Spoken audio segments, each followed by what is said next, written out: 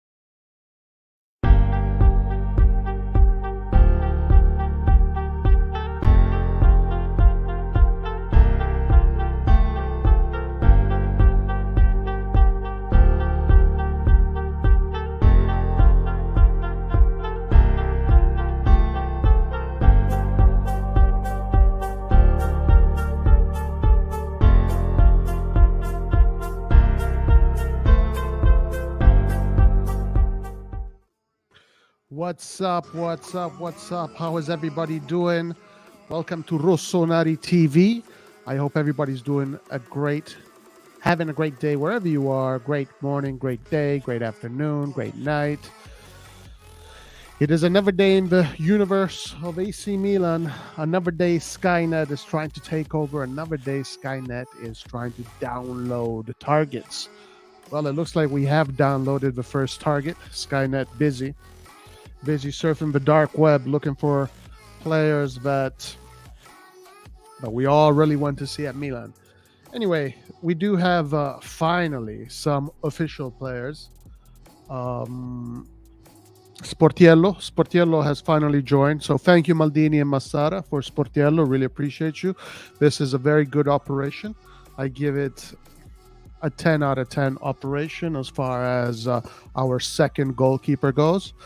It is very important to have depth in the goalkeeping role, something that we definitely lacked and something that we definitely needed in these past two seasons, especially having that issue with Magnan, having him out for what? How many months was that? 2-3 months without Magnan was absolutely fatal.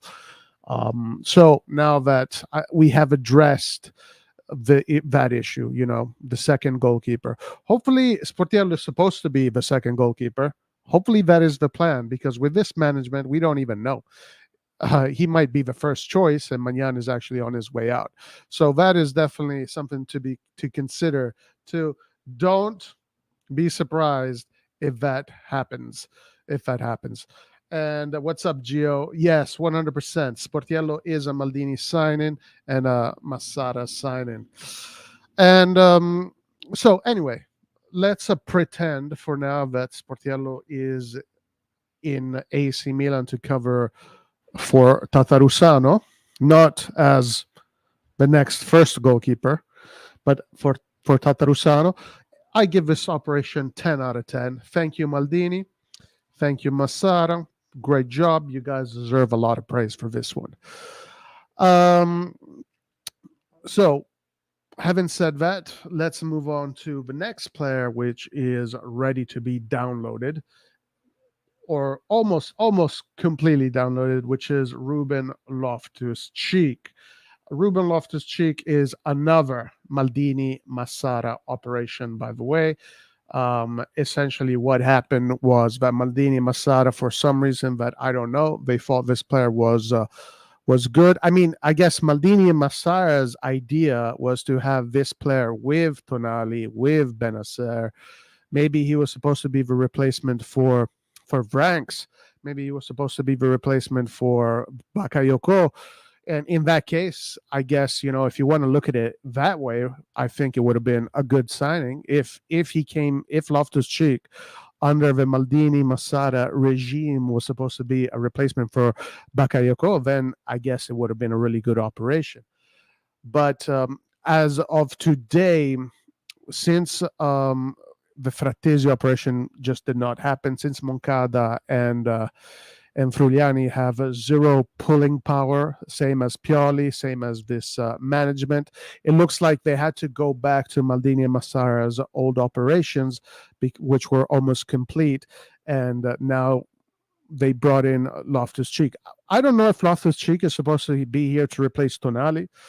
I'm not really sure what the idea is with Loftus-Cheek. Is he supposed to play for Benacer? I really don't know. We're going to find out.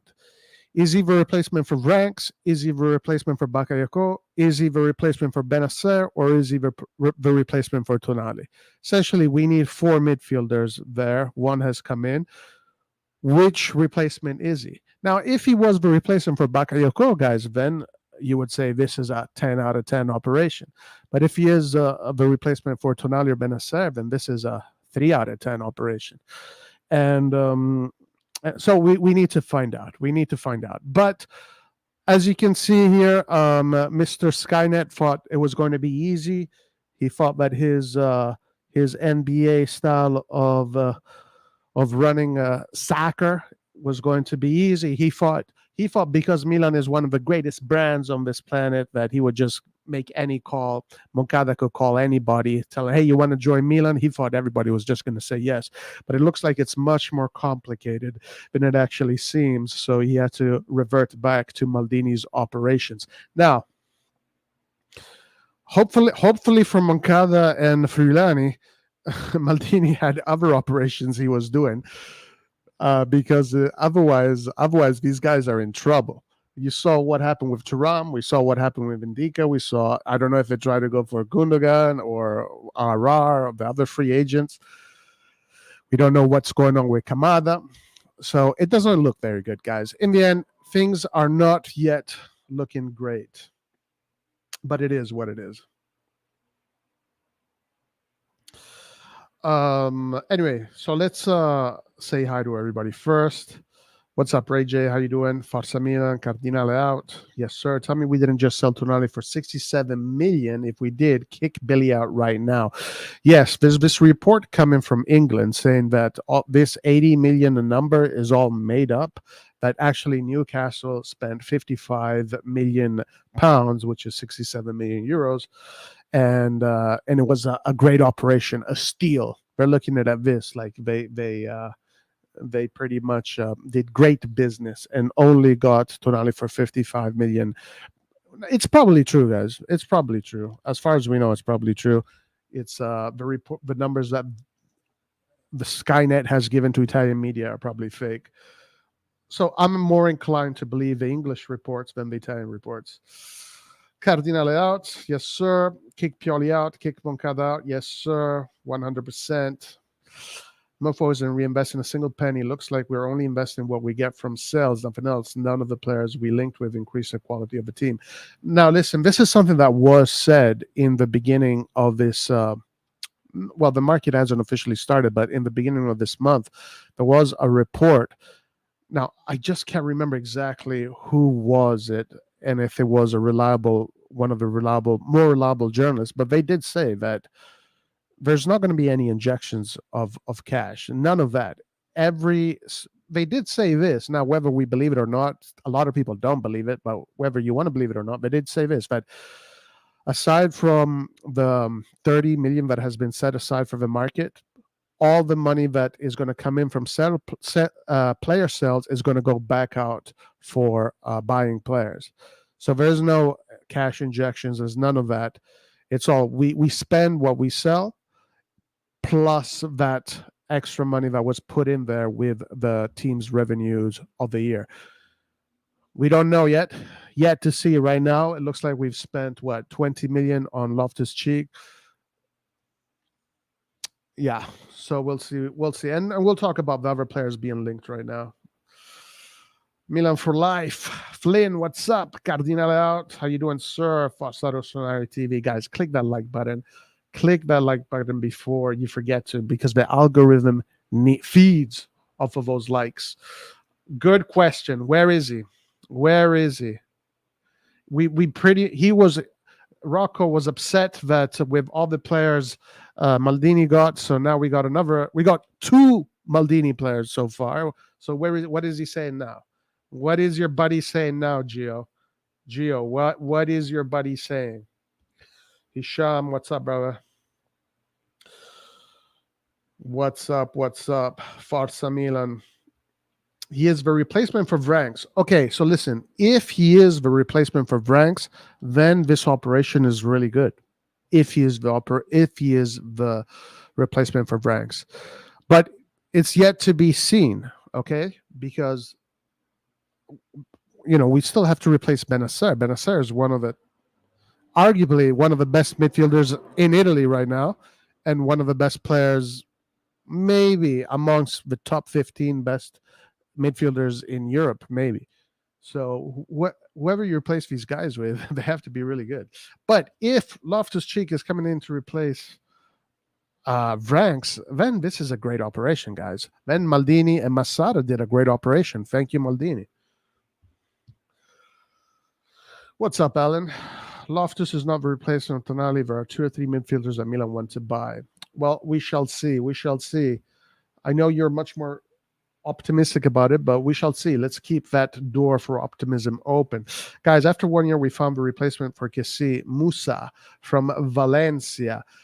Musah right now, which is another American international, I believe, very young. We're being linked to him.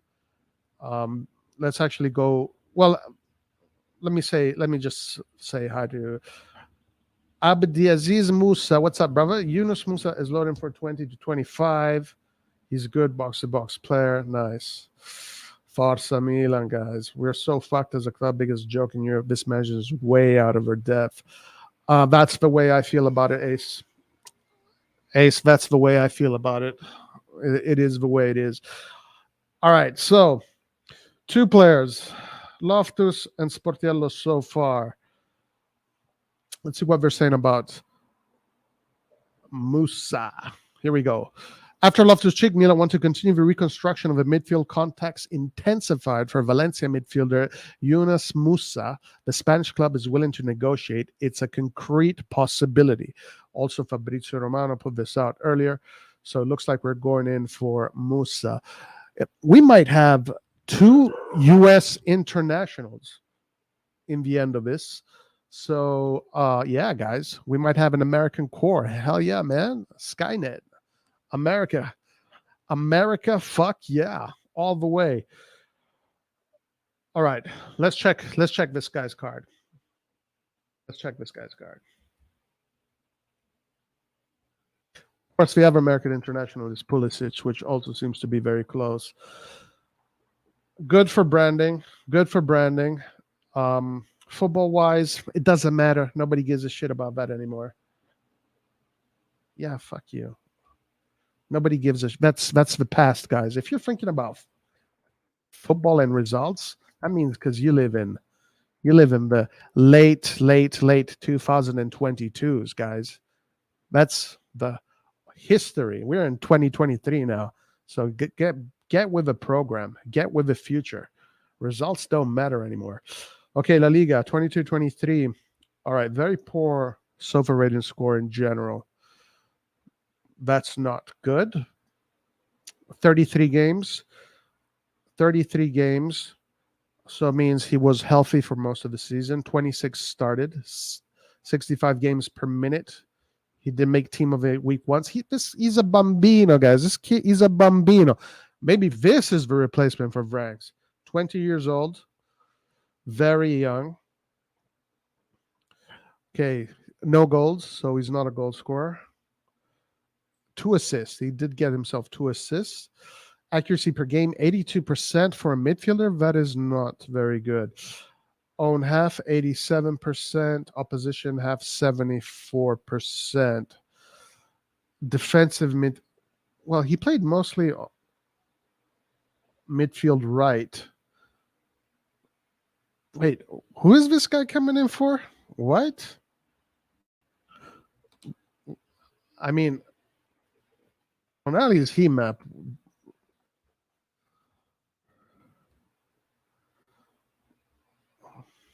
Wait a minute, guys. Why? What's going on here? So Tonali this season got a 7.21. So according to the SOFA score algorithm, he did pretty good.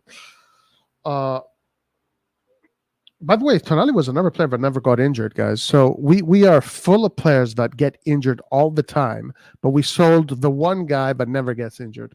Great job, Skynet. Great job. So Tonali covers mostly that middle. His middle space, mostly on this side, actually. More so on the left side than the right side. But what was it? I think it's similar numbers. 81% accuracy per game, 90 opposition half, 68%. So this other midfielder better stats than Tonali as far as a ball retention, but his positioning is very different. So look at the space Tonali covers and look at the space Musah covers. By the way, Musah does have an Italian passport, so this is not going to be an issue. He's not going to be counted as a non-EU player. Fuck, they're going to count him as one of the Italians. They're going to count him as one of the Italians, guys. Incredible, man. Skynet is something else, guys. Skynet is something else. So he played mostly as a right-wing midfielder here. Right-wing midfielder.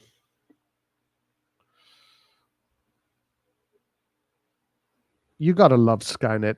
You got to love Skynet. Anyway, so they're saying Valencia is asking for 30 million. Milan wants to bring it down to 20 million. Strange operation. Strange operation. This kid is quite young. Let's check him out. I've never seen him. Let's check him out.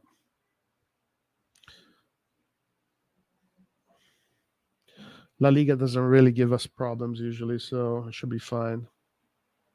Oh, never mind. Never mind. Can't do that. Great Italian talent. Yeah. Yunus Musah. Yo, these guys are clever, man. You got to give it to Skynet. They always find a way, though. They always find a way. He played in a very weak Valencia. Okay, gotcha. In our system, he had the energy and presence to do the Tonali's work. I see what you're saying. I see what you're saying. Anyway, we do have to get midfielders. So this is another midfielder that we're linked to. There was a midfielder that we were linked to a few days ago, which I was very excited about, who I thought was the perfect replacement for Tonali. And of course, most people will agree with me. This man right here, the the scout Erdman. I don't want both because we need a player like Amrabat. That's right, Hans. Amrabat would be the perfect replacement for Tonali. Brilliant defensive midfielder, makes his presence really felt in the midfield. A warrior, natural born warrior. We saw his work with Morocco was insanely good, and helped Fiorentina get to the final of the Conference League. I don't know how they freaking blew that one, but Amrabat would be fantastic, guys. Amrabat would be absolutely fantastic. Give me a second. Let me close the windows over here so we don't get to hear these scooters. Give me a second.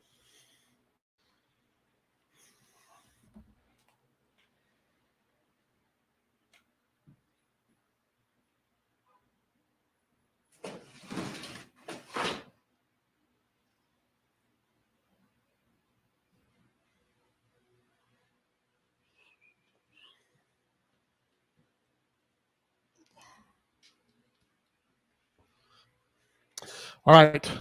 Yes, Amrabat would be absolutely fantastic. If we do replace Tonali with Amrabat, then we're talking. Replacing Tonali with Musah, 20-year-old, based on his little experience so far, Valencia and the US, risky. He does have experience in Italy, though, but it is risky.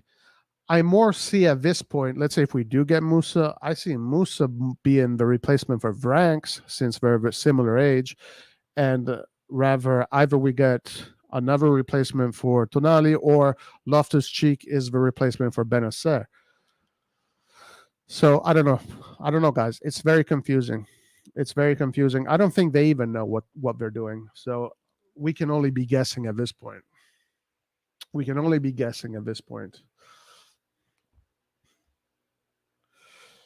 Hi, Roy. What do you think of Musah? We just spoke a bit about him. He's very young, very young. Very young. I don't know. The question is, who is he coming in to replace? So that's the question. That's what we need to find out. Who is he coming in to replace? 25 to 30 million, too much for Musah. I mean, is he really that different from Vranks? Is Musah really that different from Vranks? We might as well just spend 12 million on Vranks and kept Vranks, since Vranks is already now in the verge of becoming a Belgian international to the senior teams. By the way, guys, Belgium U21 completely blew it. By the way, Italy might blow it too. But very poor performance from the Belgian 21 team in general. Openda, definitely not worth 50 million. Thank you. Definitely not worth 50 million. No way. CDK, very poor performance in general in the U21. So I don't know. It really wasn't a great outing for CDK. I don't think his value has gone up, and I don't think he brought in a lot of attention. It looks like CDK is going to be with us for another year. Amrabat, guys, this is the dude. Like, there's no question about it. There is absolutely no question about it. You want to replace Tonali with a top G? Amrabat is a no-brainer. Now, I heard, or I read that Commisso is asking for 30 million for Amrabat. Amrabat's contract is about to expire. I'll give you 30. Yes. What are we even waiting for? If he's worth 30 million, you pay him right away. He should already be training at Milanello right now, last week, if that number is true. If that's all that they're asking for, 30 million for Amrabat, Amrabat in the middle of this contract is probably worth 60 million, 70 million. He's a player that you don't even talk about during the summer because he's so out of reach. Right now, this is a very young player still has a lot to give. The tank is still completely full. If Amrabat is really 30 million, you don't even, you know what, you go to Commisso and tell you, I'll give you 32 million, 2 million just to say thank you. But of course they won't do that. They only do stupid shit. Bro, why don't we buy Amrabat? He's the one that can help our. Absolutely, guys. Who here does not? Nobody disagrees here. Nobody disagrees. Maybe he's the RCM for the 4-3-3. Yeah, that's what I was thinking as soon as I saw that, because there is a talk of Milan going to a 4-3-3. In a 4-3-3, he could possibly work. They aren't replacing anybody. They just signed random midfielders with random roles. Pioli, Moncada, masterpiece. We both know they won't do it. Of course not. Of course not. But yeah, only Moneyball players. Yeah, you would think so, that we would have already done it. Now, the other thing here to consider is that there was a period. Well, you see, so Amrabat was linked to Barcelona this January, and Barcelona almost got him at the end of the transfer window in January. But then Commisso, because he didn't have a replacement, no time to get a replacement, Fiorentina decided not to get him. So he would be a good replacement for Kessie if Kessie is moving out. By the way, Kessie is being linked outside of Barcelona too. At that time, they were also talking about Kessie going out. So Barcelona was looking for a defensive midfielder. One thing to consider here is that maybe Amrabat is still waiting for Barcelona. Maybe he is. They are. Maybe there's something going on there with Barcelona. Nobody has said anything yet. We're just trying to connect some dots here. Kessie might be on his way out. Was reports about Kessie possibly going to Inter, Brozovic going to Barcelona, Kessie out. So maybe there is that is going on. Amrabat Barcelona or Amrabat somewhere else. I think Amrabat is a player that a lot of the big teams are looking at, guys. A lot of the big teams are looking at. But if the price is 30 million, I mean, he should already be in the squad right now.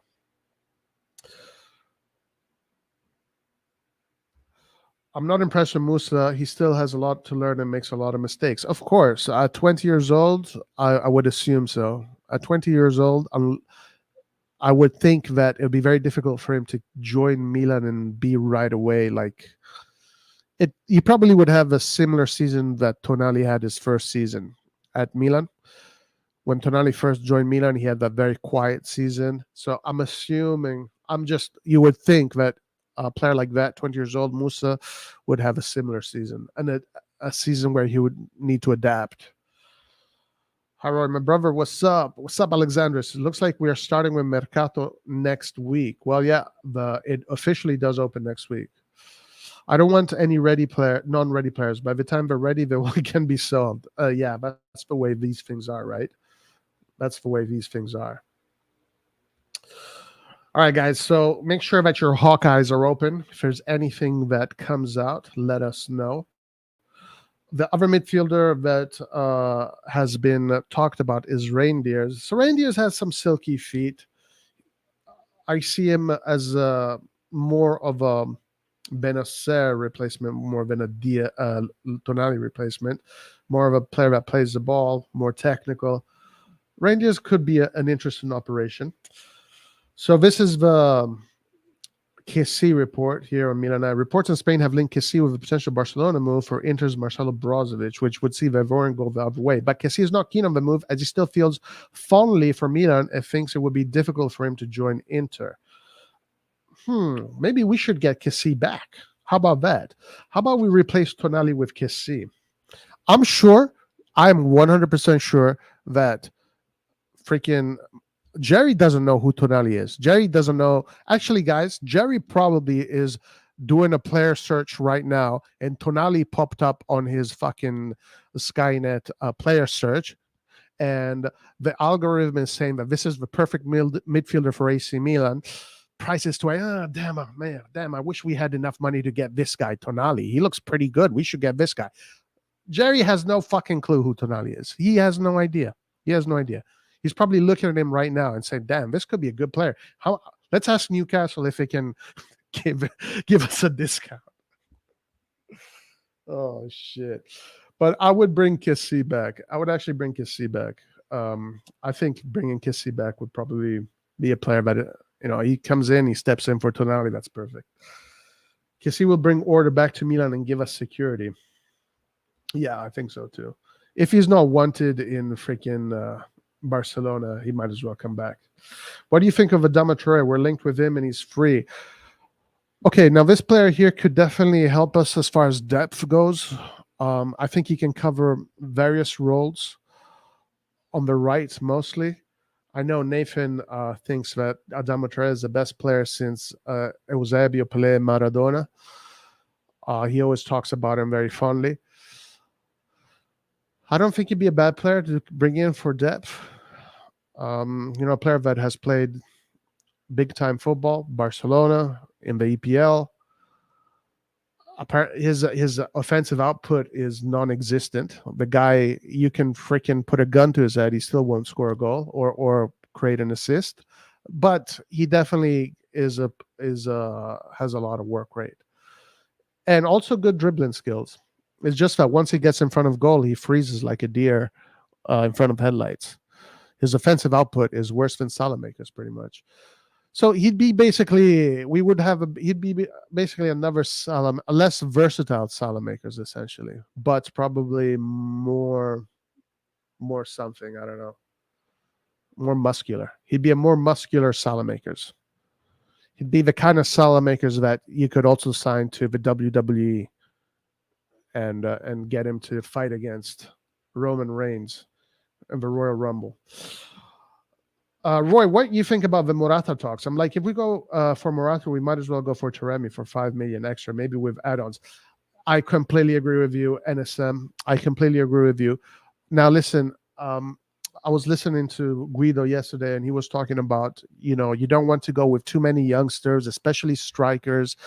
You want to go with players that have already certain experience, because scoring goals, it's not easy. It's not easy to be a goal scorer.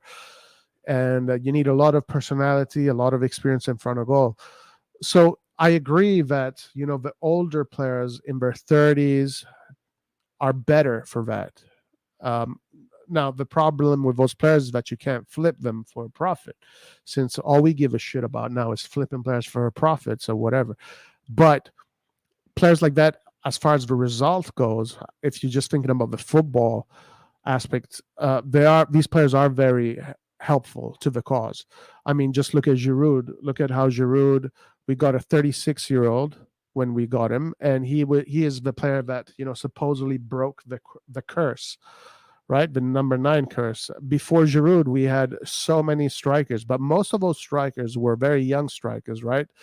So when you bring in more experienced strikers, it's easier for them to adapt and easier for them to amalgamate.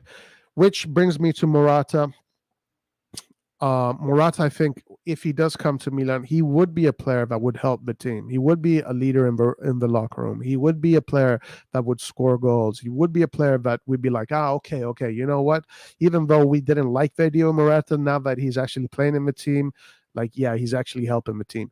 It'd be very similar to what happened with Giroud. But on the other hand, I completely agree with you, NSM. Spend a little bit more and get Taremi, because the numbers do not compare one bit. Also, Taremi, he provides assists like a true number 10. Like, there are not many other number 10s on the fucking planet that provide assists with the same quality he does and the same numbers he does. Therefore, Taremi is a no-brainer as far as if I'm going to go with an older player, a more experienced player. I'd 100% go with Taremi. There's no question about it. Taremi, Champions League, he scores in the Champions League like it doesn't matter. Assists and goals in every competition.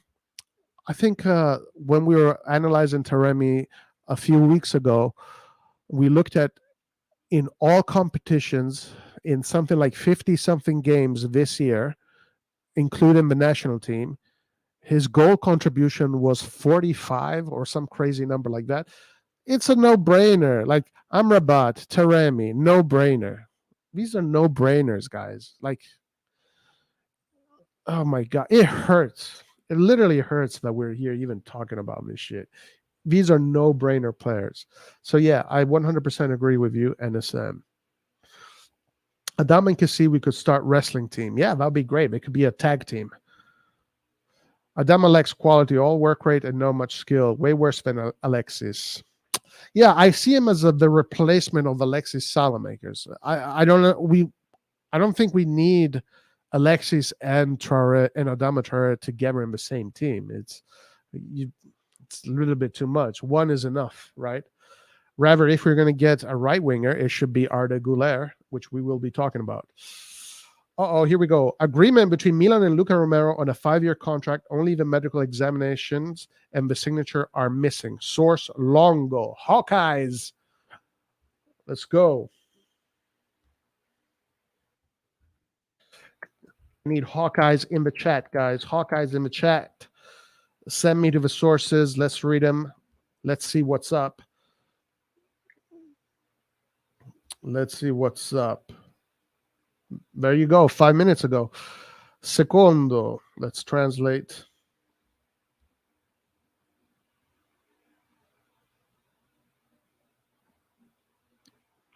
Oh, Daniela retweeted this? What? According to Longo, Milan have reached an agreement with Luca Romero for 5 years. So he's 18, so until he's 22, 23. Medical examinations and signatures are awaited. All right, so if I thought Musah would need time to adapt, obviously you can't say the same thing. You have to say the same thing about Romero. There's some other YouTubers that are suggesting that Romero would probably just go straight to the Primavera. This one is a hard one for me to comprehend. Like, what is the purpose of getting this player? He barely played any minutes with Lazio. Obviously, this is a developmental project. When you get 18-year-olds, it's a development. But he wasn't a starter. Like, Guler is a starter for his team, for Fenerbahce, but Guler also plays in the Turkish national team. Like, Romero is still in the youth sector of the national team, and he wasn't a starter with Lazio. So, honestly, I don't know what to think about Romero. I don't know what to think. I mean, I don't see him being a starter for us. I don't see him being a player that can really move the needle. Now, maybe he is, guys. Maybe he is. He did play in the U20 World Cup, or he had a few minutes here and there. But I don't see him moving any needles. If this is the guy we're going to try and win the Scudetto with or finish top 4, boy, is this going to be a rough ride. Yeah, actually, maybe this is what it is. Hisham, maybe Luca Romero is the Chaka Traore replacement because they play more or less the same position, more or less the same age. Yeah, maybe he's a Chaka Traore.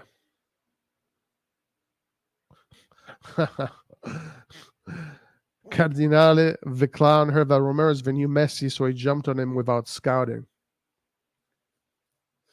Yeah, Romero to me is a very interesting player that could potentially explode and become a very valuable player, a very good player for the future. There's definitely a capital gain somewhere in there.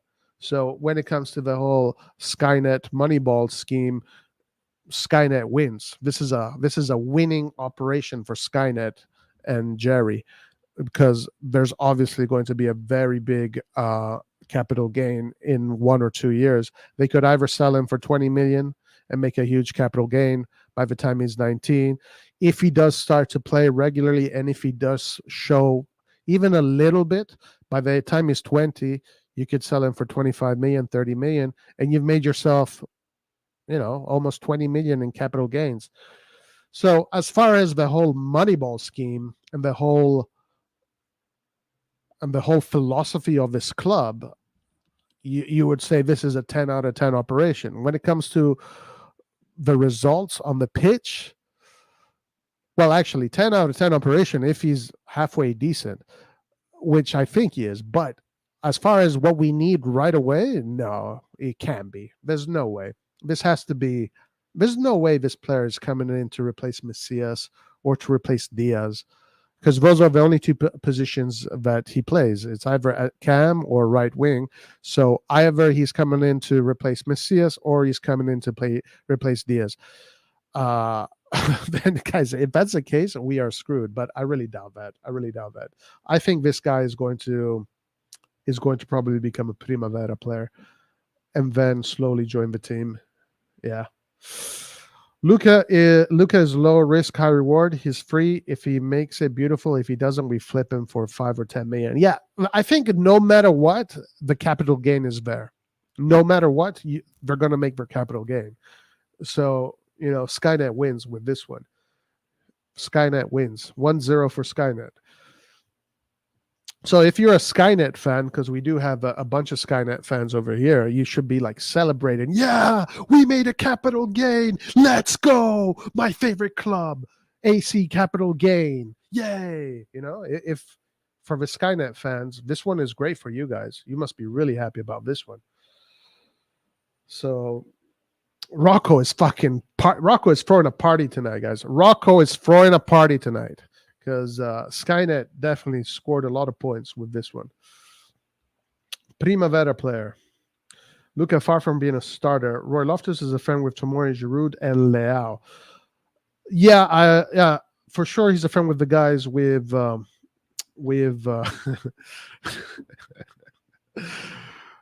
Jake doing backflips in his room. Yeah, Loftus obviously is friends with Tomori. Leao even said, "Come on, let's go." Under a tweet, under an official statement. So Leao is happy. Moneyball goes only for the undervalued players like Pulisic and Morata. Never really guarantee, always a gamble. True. Very true. Very true. Nah, it's fine, Gio. Don't worry about it, bro.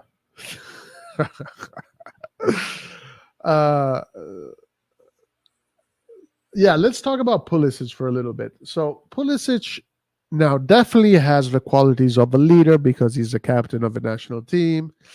And he's not young, like he's not a youngster. How old is Pulisic? What is he, 25?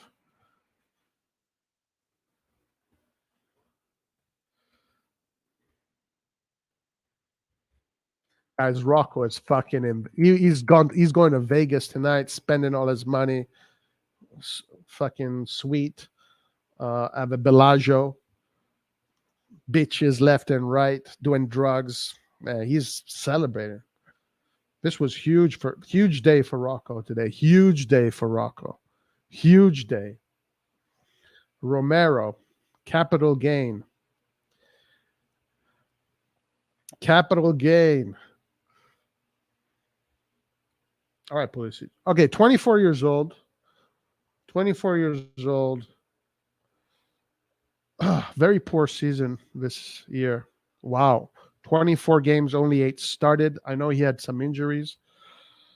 34 billion value. He plays an attacking midfielder and on the left, but he can also play on the right as well.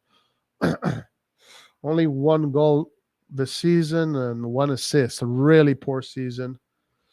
His contract is expiring. He's definitely considered dead wood at Chelsea, so we're looking to get rid of him. There was reports saying that he is willing to bring down his wages. Could be very good. Another great. It could listen for Moneyball and for Skynet and Jerry. This is another A+ signing. A+ signing because he is the most representative American footballer. Also, he has a Croatian passport, so he'd be a non-EU player. But Jerry can slap this guy's picture all across America in the promotion of the World Cup. Him with an AC Milan shirt, all of America will be looking at Pulisic in an AC Milan shirt. AC Milan will be spoken about a lot when it comes to the American soccer universe, the soccer universe. So yeah, again, this is a great Skynet operation, like a 10 out of 10 Skynet operation. As far as so Rocco is just gonna fucking go crazy with this one. Rocco is like, man, Rocco is living the life right now. But for us more interested in the football aspect, I mean, you like, if he is the replacement for Rebic, who, by the way, looks like he's joining Besiktas, it's not bad. It's not a bad replacement for Rebic, to be honest with you. He should bring some type of quality. Let's see what he looked. Let's see. Like, I think 2 years ago he had a pretty good season, right? No, not really. What about last year? Wow, this guy never really had any good seasons. All right, so the year prior to this one, he 22 played, 13 started, 59 minutes per game, 6 goals, and 2 assists. So just in the league, 8-goal contribution. Shit, is he even a good replacement for Rebic? I don't even know. I don't even know. Okay, so the year prior to that, 27 total played, 18 started, minutes per game 64. So very similar numbers. 4 goals, 2 assists. His offensive output is not very good, is it? It's not very impressive. Guys, is this a good replacement for Rebic? You tell me. I don't even know at this point. I mean, I've seen him play. I like the way he plays, actually, but what do you guys think? Hisham says, this guy sucks. Yeah, he played to Borussia, right wing. Why is Rocco going crazy? Well, hopefully we bring in Cuenca in the first team, because Cuenca, guys, has got silky smooth feet. Cuenca, in my opinion, is one of the really good operations that Maldini and Massara made for the Primavera.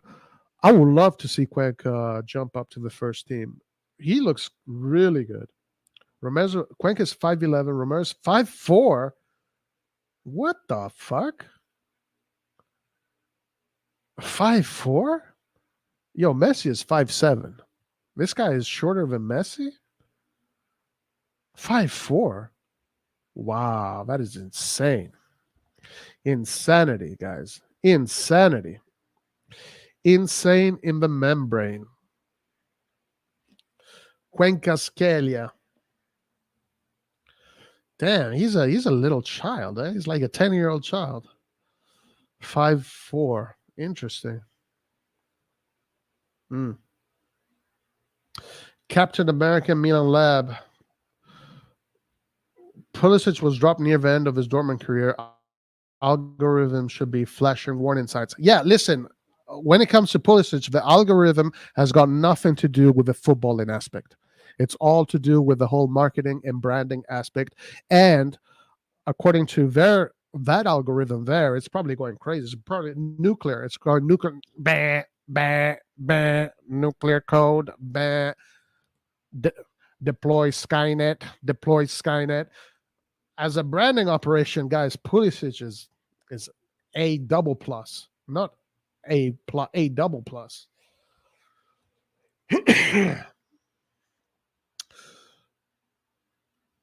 But he is beefier than Diaz. Okay.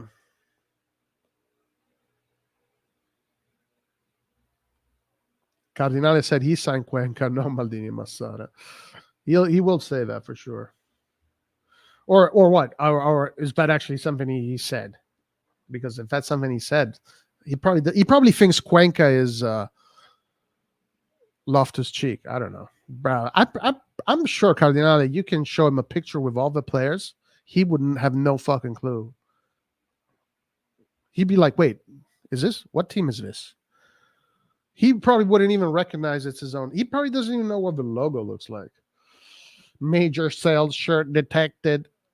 Bah, bah, bah. Yeah, that's what's happening right now when the Pulisic algorithm comes up. Okay, we got here a report. AC Milan are among the teams monitoring the situation of Chelsea winger Colin Hudson-Odoi, 17 million euros, according to a report. Does anyone know this guy? Never heard of him. First time I hear about him. First time.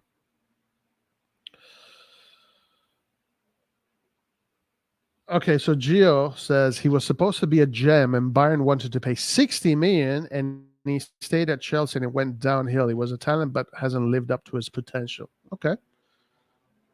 Where is Rocco, man? Where is he? Rocco is in Vegas celebrating, man. He's celebrating. Roy, this is money laundering. Why are we getting these Chelsea rejects? Yeah, maybe it is some kind of money laundering scheme. Yeah, maybe it is.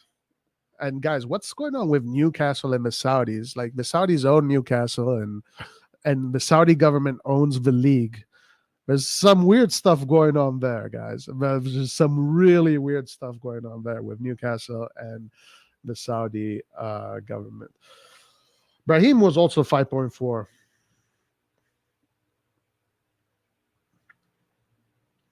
Can we get... wow. Maradona was 5.4, if I'm not mistaken. Maradona was 5.4. You know, Hudson-Odoi is mediocre. There you go. Yeah, Cuenca is a beast. Roy, check Materato. All right, let's see what's happening.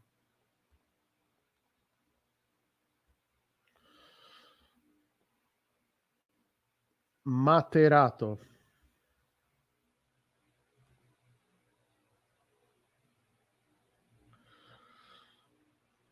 Is this a Twitter account? Better not be some fucking weird Twitter account.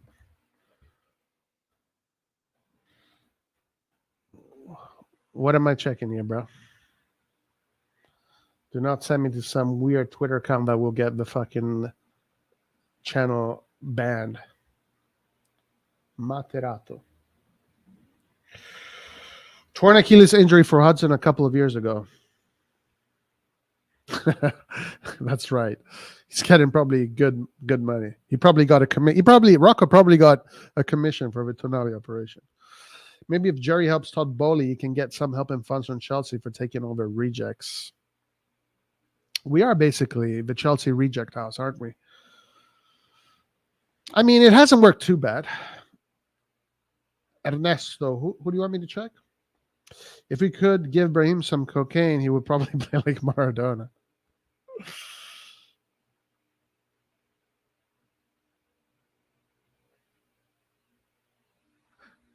Ernesto, who is Materato, my man? Is it a football player or what?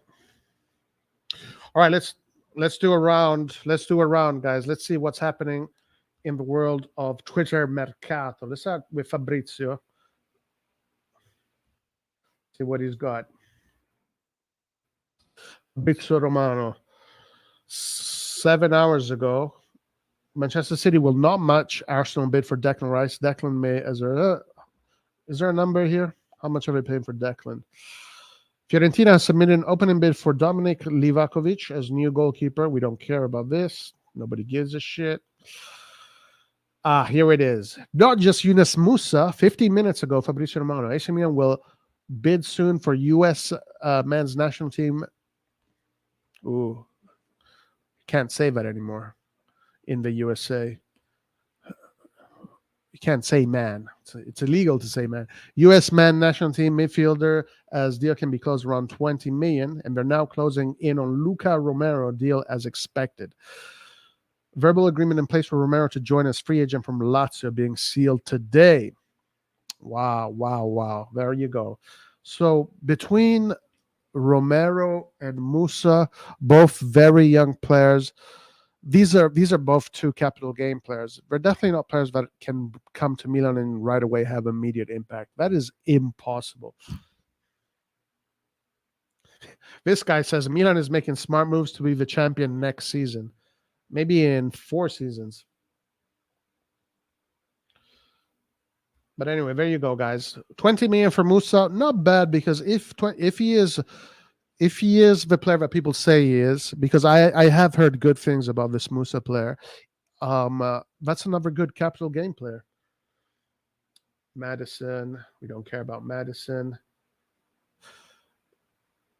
Brozovic, I love Brozovic, the way he's handling the mercato. He's trolling, and he's a funny guy. All right, let's see what else we got. Let's go to our best friend Skira, who was very, very busy the day of Tonali's departure. Done deal and confirmed. He still has this. Okay, we don't care about that. Mendy to Al Ahly. Juventus are working to extend Keane. Brozovic wants to wait for Barcelona. I don't see any. Okay, this is interesting. This is definitely a very interesting player for the future.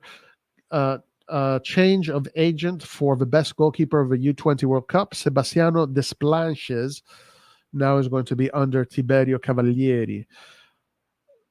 So this guy here is the next Gigi Buffon. He is the next Magnan. If we can bring him in, let's say we sell it. I said this a few days ago. If we sell Magnan, I'd get this guy. I'd get this guy slapping in as a second goalkeeper, maybe Sportiello first goalkeeper, and this guy second goalkeeper. After a few years, this guy, Sebastian Desplanches, guys, is going to be better than Magnan. Maybe he's going to be even better than Magnan. Listen, you know me, guys. When I see these phenomenal talents, I don't hold back. I do not hold back. For the guys that have been following us for a while now, you know how I am when I get to see these talents that just like blow my mind away. And this kid is one of them. He is a phenomenal guy. I mean, he fucking won best goalkeeper of a tournament. I mean, what else do you want me to say?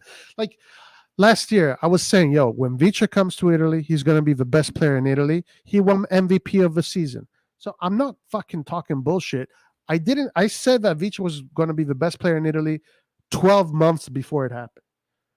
And he did. Whether he should or shouldn't, it doesn't matter. That's a whole another debate.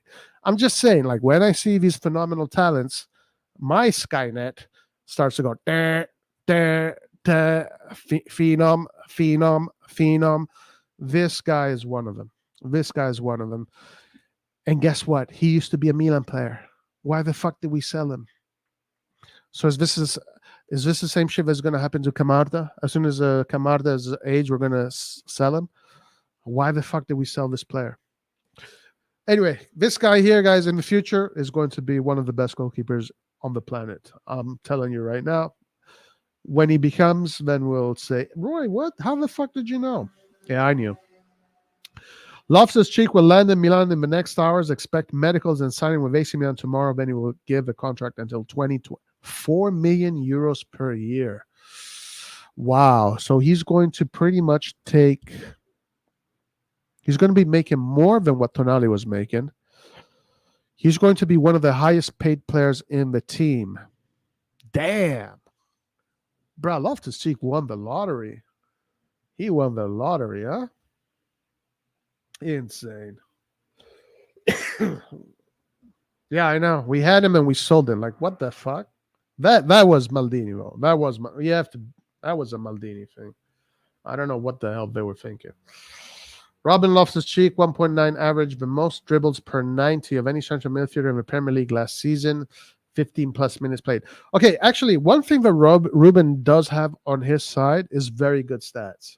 His stats are good. So let's see how it translates.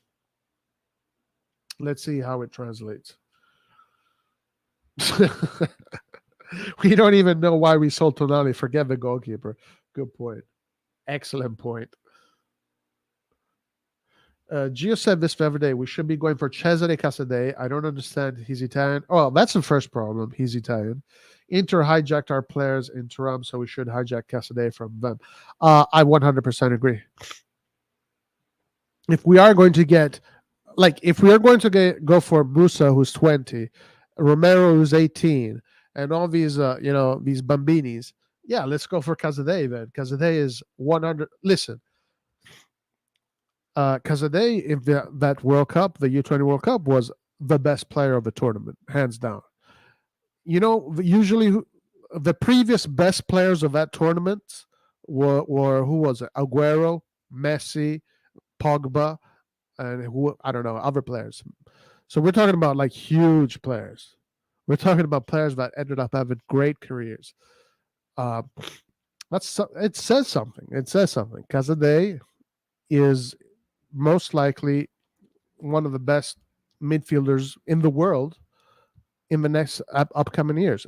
If the U20 World Cup thing continues and is consistent.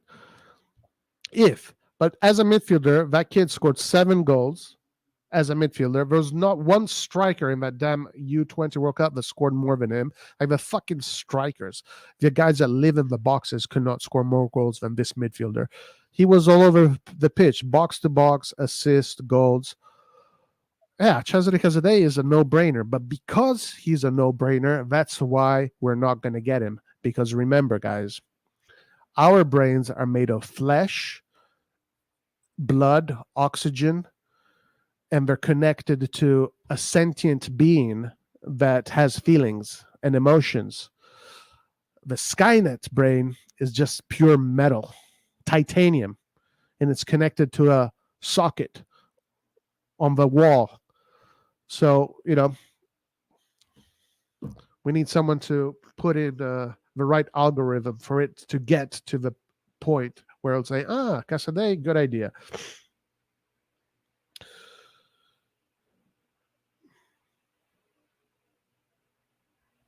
I don't think Chelsea will sell Cazadei. Probably a simple loan, but that's it. Yeah, probably not. After that great World Cup he had, they're probably going to keep him and keep on developing. They're probably going to keep him one more season in the championship, and then letting him come to the first team. We'll see. But also, guys, Juventus, who does have a plan to make a very Italian team, is going in for Cazadei. So in the Juventus universe, they are trying to get Cazadei. Juventus, since I like to follow a lot of what Juventus does and a lot of what Inter does and the other teams are doing, Juventus wants to build a very Italian-centric team, like a national, the team, a group, a core of players that then you're going to see in the national team. Cazadei is one of the players that we're looking at. Yeah, no brainer for me. We should go for Declan Rice. I don't know about that. I mean, I don't know enough of him to. I know he's one of England. Well, I know for a fact that before any English coach will ever call up Ruben Loftus-Cheek to the national team, he's going to call Declan Rice 10 times before he's ever going to call Loftus-Cheek. So we do know that because that's a fact. I'm going with a hot take. RLC will be our best midfielder. Wow. You think so? He will be our best midfielder. I don't know, guys. I really don't know. As of now, none of us, maybe some of you do, I don't, but I think all of us right now are guessing when it comes how he will be used. But if he is going to be our best midfielder, I think that's not a good thing. Because there's no chance he is anywhere near the same level of some of the other midfielders in Italy. So hopefully he's not our best midfielder. Because if that is our best, then what is Barella going to do? What is Zelinski going to do? Lobotka, the Roma midfielders, the Juventus midfielders, the Atalanta, the Lazio midfielders. Bruh, guys. Listen, I'm going to be optimistic. Let's do it. Matteo Moretto has some news for us, guys. Let's check it.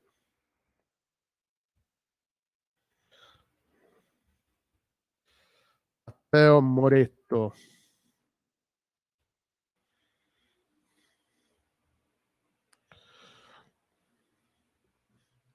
30, Chukwueze. 30 minutes ago. There has already been a first contact between Milan and Villarreal by Chukwueze. Now, we do know this because we reported it a few weeks ago. The Italian club has also begun to speak with Valencia about Musah. Oh, what? About Musah. Okay, guys, listen. As far as Chukwueze and Milan, it was reported a week or 2 weeks ago, or something like that, that they already found personal terms. So Milan has already offered him whatever, how many years contract and a salary. Chukwueze has already said yes. His agent and Chukwueze have already said yes. So now it's about the two teams negotiating. We'll see what happens with that. Chukwueze, I think it's either Chukwueze or Guler. I think it's one of those two. Difficult that it's one or the other, also because both of them are non-EU. So it's one or the other. Which now we go into opinions. I would rather take Guler than Chukwueze, because Guler not only will satisfy the Moneyball Skynet operation, and Rocco is just this is you see, Guler is where both worlds meet, where Rocco and I could actually party together. You know, we can go to Vegas and have a party together, and and hit the slots and roulette, poker, and whatever. So this is where we both meet, because Rocco is very happy with Guler because the capital gain with Guler will be insane. It will be insane. And there are reports right now that the father wants a huge commission. What we were saying, 18 million, 20 million. So if, let's say, you pay right now Guler 37.5 million, it's still, the capital gain is still huge. So it's still a win-win operation with Guler, because we're talking about one of these players that's once in a lifetime kind of player. Now, you never know for sure how well these guys do. It's a gamble, but fuck, if all players are a gamble, every single money spent is a gamble. But this one here is a different kind of gamble. This is a gamble that will jackpot. This is a jackpot. So Rocco is going to be extremely happy, because if Guler turns out to be the player that I think he is, which I'm 99% sure he is, then Rocco is going to be fucking partying like a wild man, because we're going to eventually sell this kid for 150 million in a few years, and Rocco is going to fucking throw parties all over America, bro, all over America, yachts, everything. And me, I'm going to be happy because we're going to see an incredible, exceptional talent in AC Milan that is going to entertain us with very clever, intelligent football. Now, of course, he's only 18, so I cannot expect him to have immediate impact. It is a shame, because having Guler at 18 is having him in the beginning of his career, right? Having Guler, though, play football for your team at the age of 25, 26, 27, 20, that's when the guy will be dominating Europe, if he continues to grow in that same trajectory.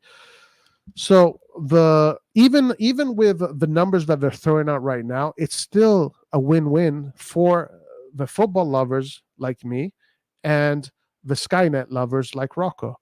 So this is where both worlds collide. This is where, I can celebrate, Rocco can celebrate.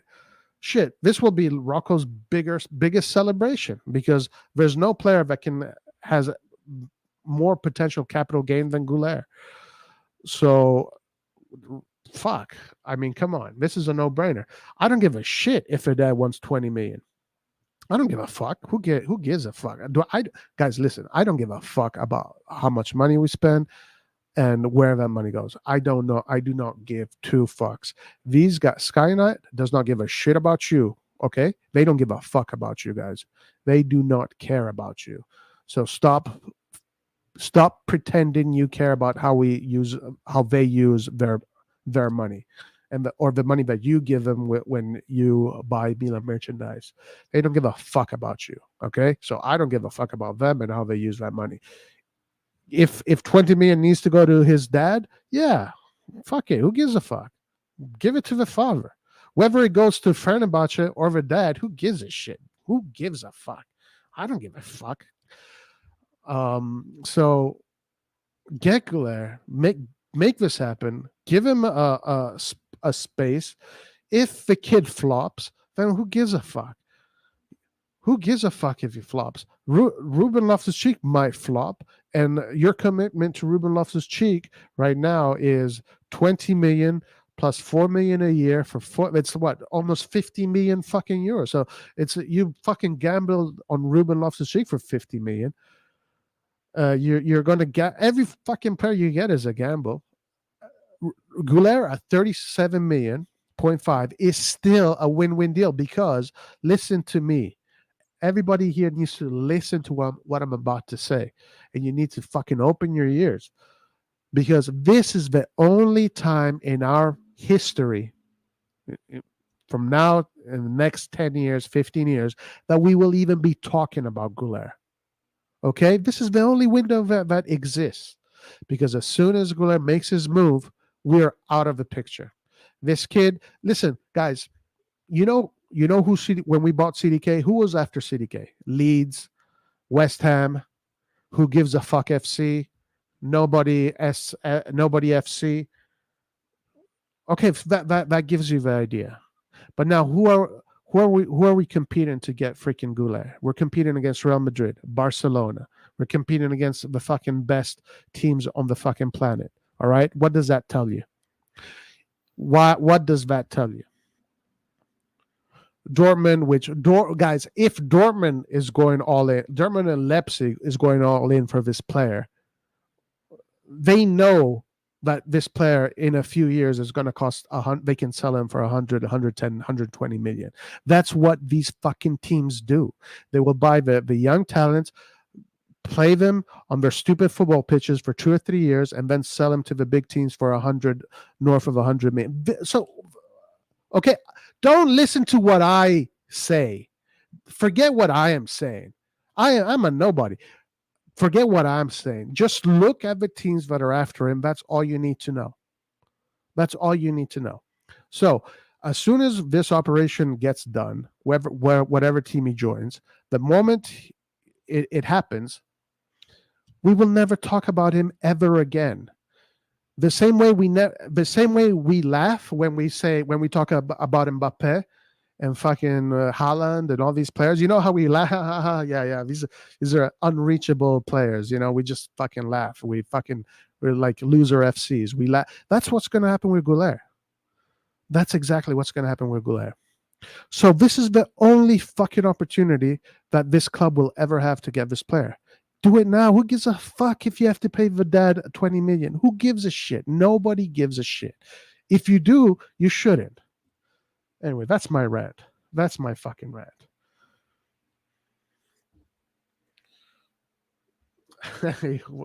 We got Fabio in the house from coast to coast. What's up? Rocco looks at the funds and the finances all the time. That's what he's an expert at. No reason to clown him like you're doing. Bring him on, debate him. He's a good dude despite his blind faith. I got nothing against him, man, but if he wants to come here and debate me, no problem. No problem whatsoever. But I will clown him. I don't have a problem clowning him. If he wants to clown me, he can clown me. I don't give a shit. But whoever wants to clown, but I clown who the fuck I want. And listen, that guy said so much bullshit to try to justify this takeover, this Skynet takeover. He will get clowned. All right? So whatever. So if it offends you, I don't give a fuck. I know you guys like to clown me, so who gives a fuck? I don't give a shit. Well, I'm saying it should happen. Because there's no other time this can happen. Luka Jovic is the last name proposed for the lead of Milan in an operation with Fiorentina, which would involve Ante Rebic through an equal exchange. A director who met today with the Rossoneri. Jovic, interesting player. I follow him and another Italian dude on Twitter. Rocco's a smart dude when it comes to football. I don't know, man. I have my doubts because he was saying some things that just did not make any fucking sense.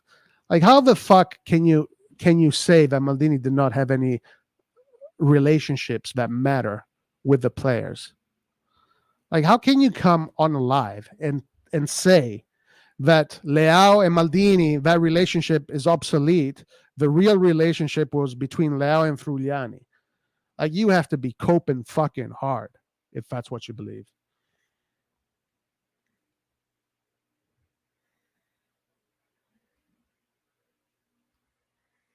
At least we have some news or movement on our targets today.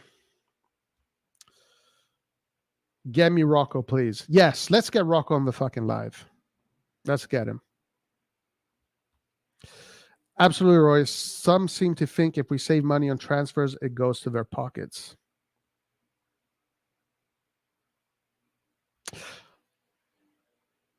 Milan I. All right, let's see what's happening on Milan I.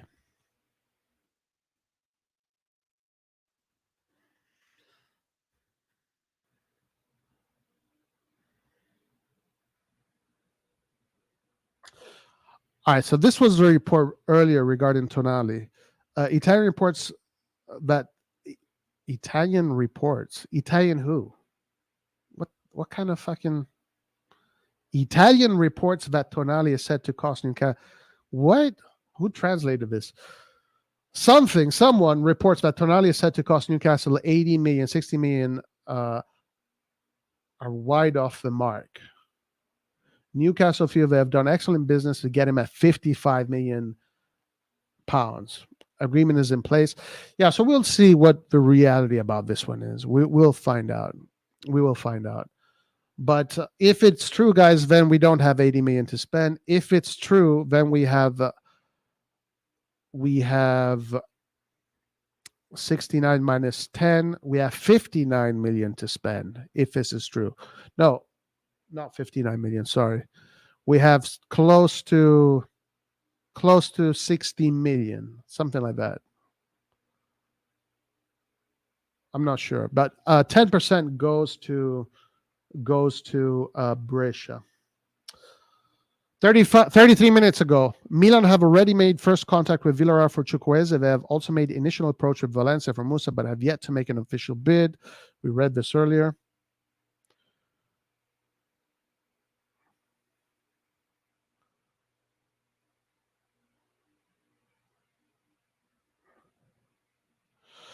What did you want me to check, brother?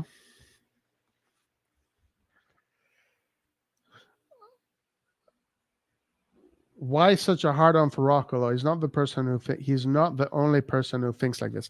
Well, Fabio, let it happen then. Fabio, be the agent, and make this be the Don King of the situation. You know, be the Dana White of the situation, and let's get Rocco here and let's debate him. Let's get this going. Pay-per-view, guys. Pay-per-view.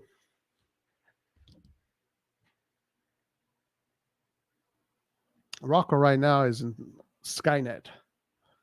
Rocco ain't hiding, I promise you. Come on, Fabio. Be the Dana White of the situation. You can get your percentage. Let's make this happen. We'll have a nice debate with Rocco.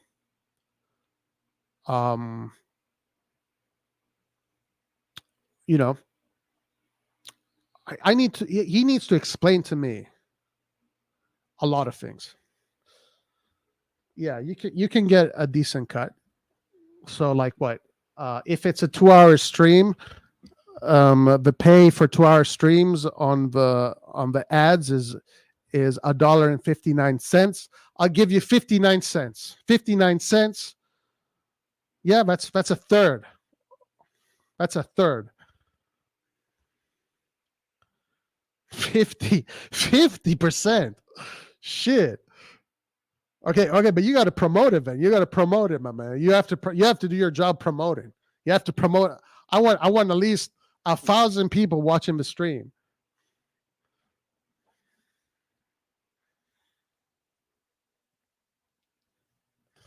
Hey, if you do the promotion, no problem. You'll get.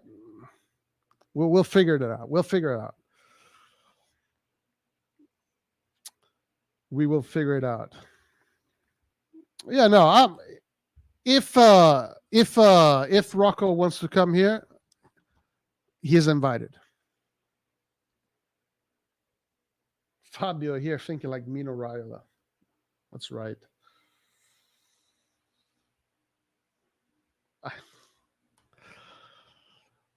Make it happen, Dana White. Make it happen.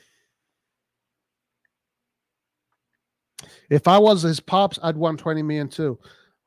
Bro, who gives a shit where that money is going? This player in 2 or 3 years is going to cost 120 million.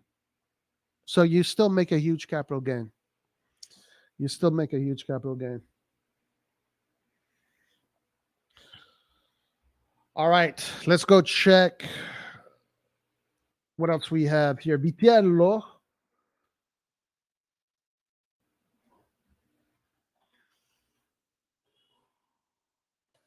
Vitiello. Nothing. Pulisic. That's Rocco crying right now.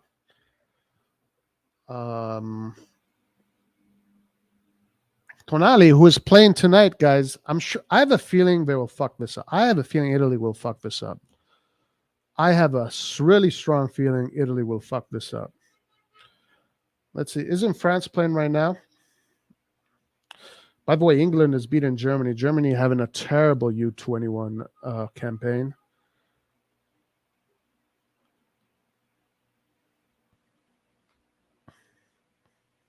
France U21.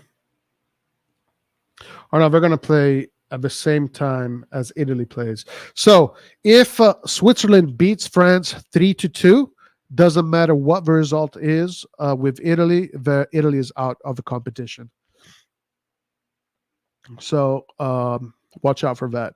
If Switzerland beats France 3-2, doesn't matter what the result is on the other side, Switzerland goes through and France go through. And this is Rocco after he talks with me. Why? But I love Skynet. I love Skynet. Where is Rocco, guys? Dana. I need Dana White here, guys. Set it up.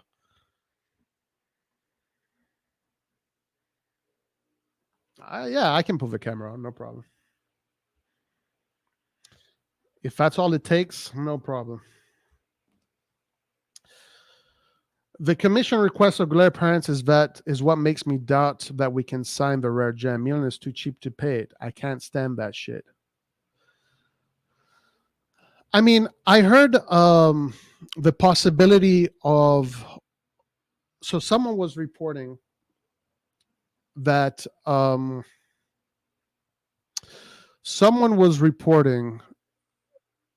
maybe his commission can be inserted in the sale clause, in a release clause, essentially.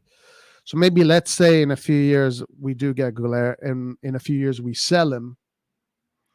Let's say we sell him, then the father gets a big commission. I don't know. We will see. But last I read, Barcelona was the team closest to him. We'll see what happens with Guler situation. We'll see. Roy, that'd be sick. That Inter spent 8 million has been getting bullied all game. Yeah, that's right. That's right. Germany having a very poor campaign. The commission about Favre Guler is fake. What the fuck are we speaking about? I don't know. Maybe it is. Maybe it's not. How do you know it's fake? Marcio Pochettino really likes Frank Kessie. He's on Chelsea midfield list. How do you know it's fake? All right, let's see if there are any other reports, guys. Let's see if there are any other reports.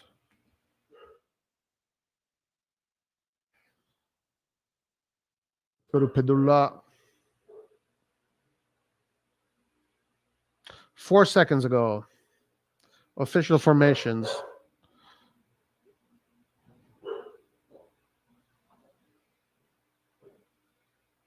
Don't see anything here.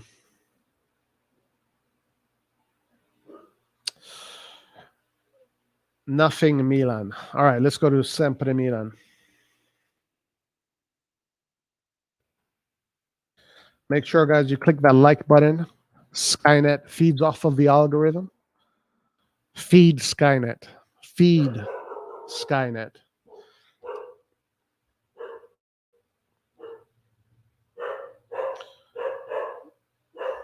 See, I say the word Skynet, my dog starts to fucking go crazy.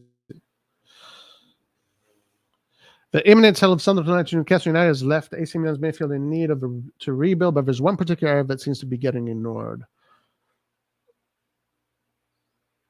Okay. Whether Stefano Pioli sticks with a 4-2-3-1 or moves to a 4-3-3, the fact remains that there is still a gaping hole when it comes to midfielders in the Milan squad that can play a deeper lying role. One of the most misunderstood and underrated positions in football could be the number 6. Defensive midfielders are often those who are tasked to do the dirty work. They soak up the pressure. Well, we already spoke about this. I think we all agree here that the best... Is this Rohit? This looks like a Rohit. Oh, yeah. I recognize Rohit's articles. I mean, anybody can recognize his articles. This is a Rohit article right here. So he's going to go really... Let's see if Rohit agrees with me. Primary targets... I think Amrabat right here. Yeah, I think everybody agreed. Or what is this? Progression. Okay, so Amrabat, progressive tackles, but tackles, interception. This Luis guy is further ahead than anybody by a lot. Amrabat, okay. So Fiorentino has the best defensive stats per 90 as he averages 6.14 tackles and interceptions per game. His progressive actions are also very compelling. After 2 disastrous spells, it seems he has matured under Roger Schmidt. Amrabat by far the most comfortable player in possession, while his tackles plus interceptions per 90 are not the greatest, which is a surprise given how people have him down as a tough tackling midfielder. His defensive stats average 2.7 per 90, while his offensive actions are 9.55 on average per game. Interesting.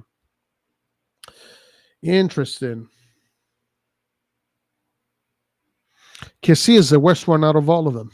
Look at that. Musah is not too far from Kessie. Yeah, maybe we did the right thing to sell Kessie.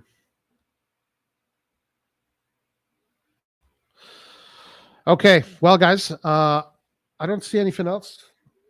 Those are the links for today. Loftus-Cheek downloading.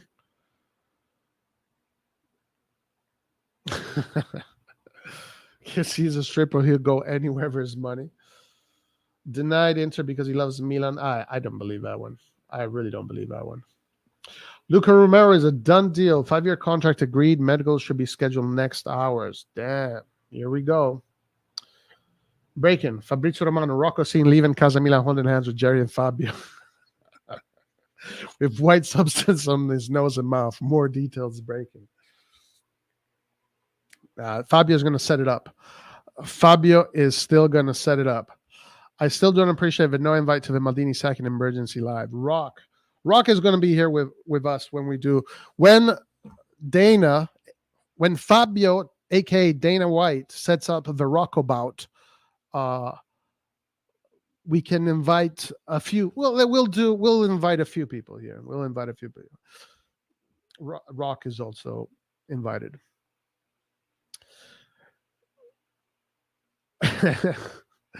Yeah, Fabio is not very he's not very happy with Jerry, for sure.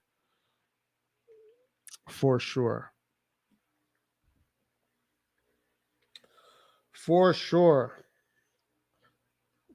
I want to do a tag team WWE style. Well, I don't know who's going to be Rocco's teammate. Kush? Rocco convinced Kush.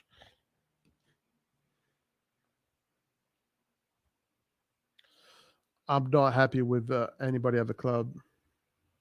Danilo D'Ambrosio will leave Inter this summer. His contract ends in 2 days and will not be renewed. Milan, you know what you need to do. Rocco and Kush, there you go. Versus me and The Rock. Perfect. Perfect.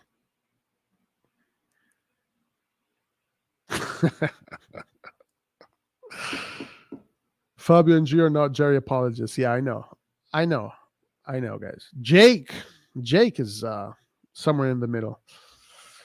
Kush can be swayed easily. Kush can be swayed easily.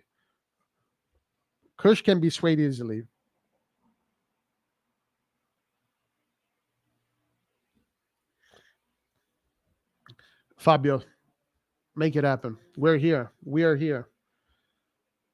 Rock will make the graphics. Perfect. Let's make this happen, guys. Pay-per-view. This is going to be more exciting than this dog shit mercato that Milan is doing right now. Pay-per-view, guys. A legendary bout. Finally, we find Rocco. Finally, Rocco will show himself. It's about to happen, guys. We'll create the ads. We'll do the ad campaign. This shit is going to happen.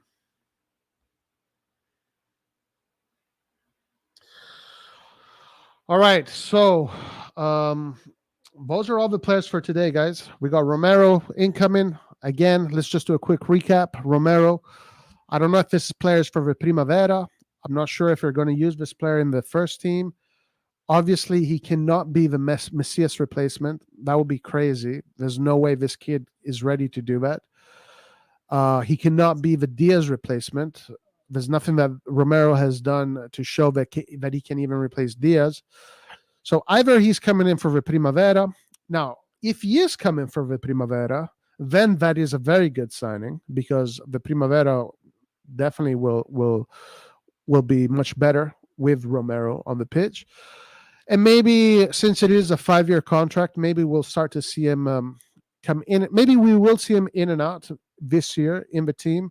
And maybe we'll see him finally do the jump next season. And maybe, guys, he's going to become a very good player that, that a capital gain. Another player that, as I said, for Rocco, this is a win-win. This is a win-win for Rocco. The capital gain on Romero, whether he flops or he doesn't flop, is there no matter what. So big win-win for Skynet. Then Loftus-Cheek, guys. This is my opinion on Loftus-Cheek, and I'll leave it at this. If he is the replacement for Vranks or Bakayoko, this is a 10 out of 10 operation. If that's what he is. But if he is the replacement for Benacer or Tonali, then I don't think that there is a leap in quality. I think either it's I don't know. For me, for what I'm seeing, I think it's a downgrade, honestly. I think it's a downgrade. As far as capital gain goes here, I don't think there's any capital gain to be made with the Loftus, unless he really explodes and maybe in a few years you can flip him for 35 million or 40 million. I don't know. We'll see. We will see. But we'll see who is actually coming to replace. Then Sportiello, guys, 10 out of 10. Maldini, thank you for this one. Really appreciate you. Sportiello as your second goalkeeper, judging by who we had prior, which was Tatarusano, knowing that Mayan does have issues with injuries. Yeah, this is an excellent signing. If we can go into competition with this kind of depth in our goalkeeping department, I think we can only but be satisfied. Magnan and Sportiello, very good. So 10 out of 10 for Sportiello. If we're just talking about the Primavera, now we're just, okay, footballing-wise, just for the Primavera, I'll give this maybe a 10 out of 10 for Romero. Capital gain, 10 out of 10. Skynet, Rocco partying all night. Loftus-Cheek, if he's a replacement for Bakayoko or Vranks, I'll give that a 10 out of 10. If he's a replacement for Benacer or Tonali, I'll give this a 5 out of 10, a 4.5 out of 10. So we will see. We shall see. We shall see. Then other players being linked: Pulisic for Skynet and Jerry, 10 out of 10. The branding is going to be insane. Footballing wise, I don't know. I really don't know. Is he going to be better than Rebic? Maybe, maybe yes. By the way, Rebic looks like he is going to be joining Besiktas for 4 million. So that's how much we're getting for our Deadwood for Rebic, 4 million, if those reports are true. Then other players that we're linked to: Musah, 20-year-old, capital gain for sure. So capital gain, maybe I'll give this a 7.5/8 for Skynet. For me, when it comes to the footballing aspect, I expect a player like Musah to come in the Serie A and have a similar season to Tonali's first season or CDK's first season, meaning he needs time to adapt and do all that stuff. Now, Musah, I do think he speaks Italian. He has played in Italy before in smaller teams, so that might help.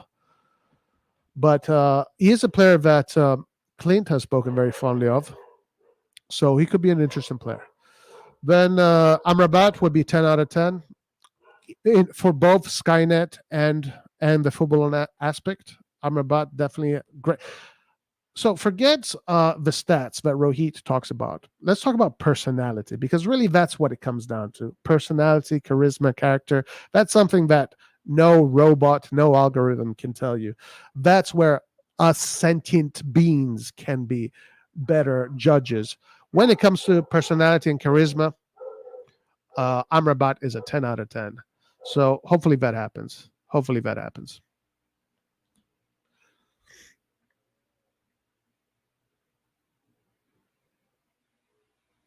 UFC is MWP, Milan Weekly Pod.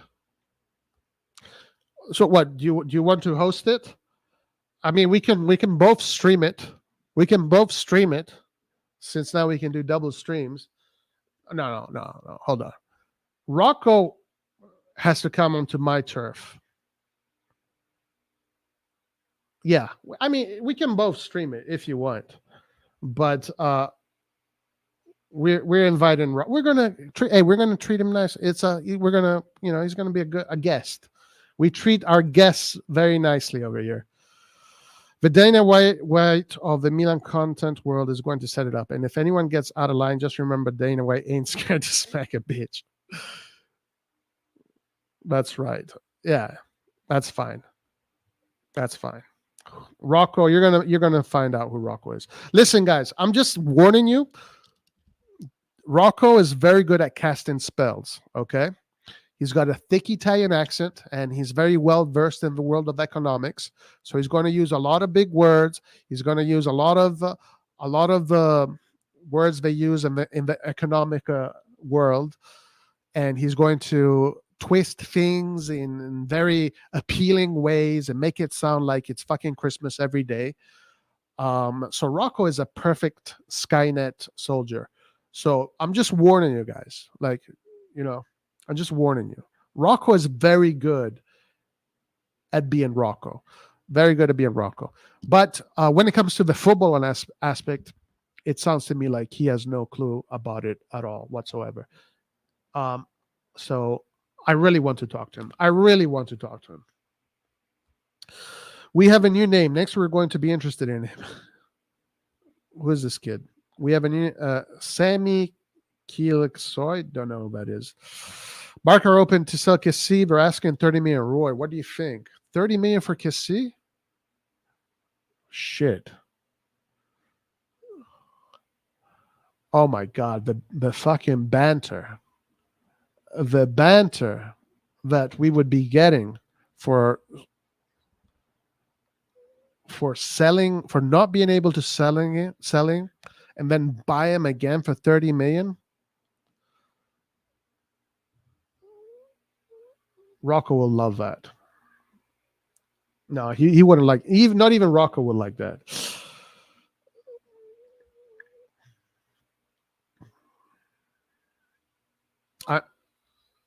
I know trying to get Kessie will look bad after he went for free, but honestly, we kind of need him. Maybe he learned his lesson. When are we going to learn our lesson? Guys, have you already? Yeah, we spoke about Guler. I told you. Listen, I'm going to give you eat them. I'm going to give you my opinion on Guler. Like, I don't care if you have to spend. If that is true, that we have to give the dad 20 million. I don't give a shit. Give him 20 million. I really don't care. Who gives a fuck? Like, who gives a fuck how Skynet spends its money? Like, seriously, I don't understand why people are talking about how we're like, these guys didn't give a shit about selling Tonali. They didn't give a shit about Maldini. You think they give a fuck about you? I don't give a fuck about how they spend their money. Who gives a fuck?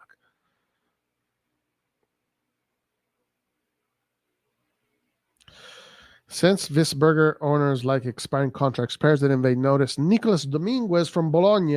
Don't know him. Yeah, Rocco is very good, guys. He's got the perfect Italian accent. He's very calm, cool, and collected. He sounds extremely smart. He probably is very smart in whatever his expertise is. But when he said that whole thing about how Fruliani and Leao, Fruliani is the reason why Leao is still a Milan player. Like, the way he twisted that, perfect. It was perfectly. The execution was perfect. So fucking perfect. And that's the thing about Americans, guys. Americans, if you fucking have an accent, Americans will fucking go crazy. Americans have an inferiority complex when it comes to people with accents. I don't know why. Guler's family denied the news about the commission. Yeah, maybe it's true, maybe it's not. It doesn't really matter. It doesn't matter at the end. We will find out. Anyway, listen. Yes, if Fabio's still here, let's set it up. Also, we need to fucking collaborate a little bit since Gio is here all the time. We definitely need to collaborate more. Milan Weekly Pod and RossonARI TV. I think we share a lot of ideas in common. We're both of us are not happy at all. There's literally nobody on this channel that is happy about what is happening. So we definitely have a lot of ideas in common. So we should collaborate more. True, right? In the States, if you're like an English dude and you have an accent, they think you're a fucking genius. Like, so the accent thing is a spellbinder.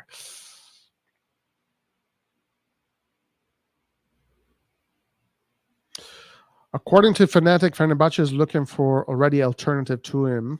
Kenan Yildiz from Juve is a main name. Interesting. Very interesting.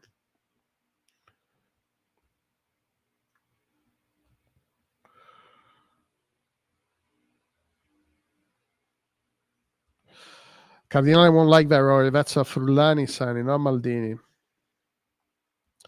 The reason Rocco is getting shit is because he's been the most vocal defending the new management's dumb action, even going and changing Kush's mind on the matter.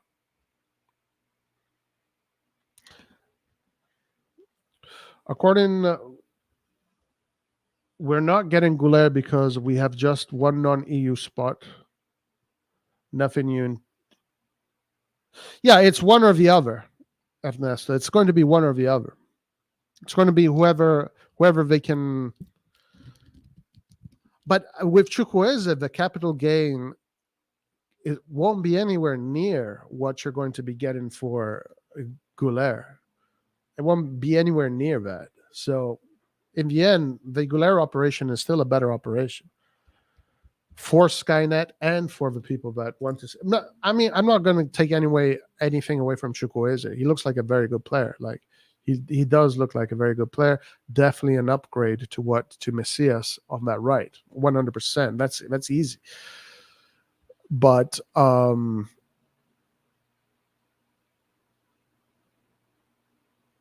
yeah, I mean, that's pretty much it. As far as the capital gain operation, Guler is a no-brainer whatsoever. Desna, Roy, do you want Morata? I would, if we're going to go for players that are in that age bracket, my number one option would be Taremi. It would be Taremi. Taremi would be my number one option, not Morata or Lukaku or Icardi. it would be Taremi, because like I've said many times, when you get Taremi, you are killing two birds with one stone. Exceptional assist man and also prolific scorer. In 180 games, he has scored, he has had, in 180 games with Porto, he's had 150 goal contributions. Essentially 50, sorry, no. Was it 100? Was it 180, 120 or 150, 120? I think it was 150 and then one. Well, I don't know. It was some crazy number like that. He 80 goals and 50 assists in either 100 and in, I think it was 150 games. Some crazy number like that. Guys, it's happening. Rocco is happening. We finally get to meet to talk to Rocco. Fabio, aka Dana White, Don King is gonna make it happen. By the way, it's good to have Fabio on the channel. It's good to have Gio on the channel.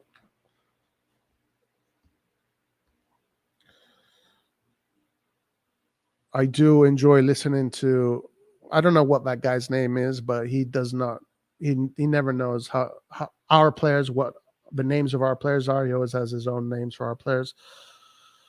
He's a funny guy. Taremi starts, yeah, his stats are out of this world.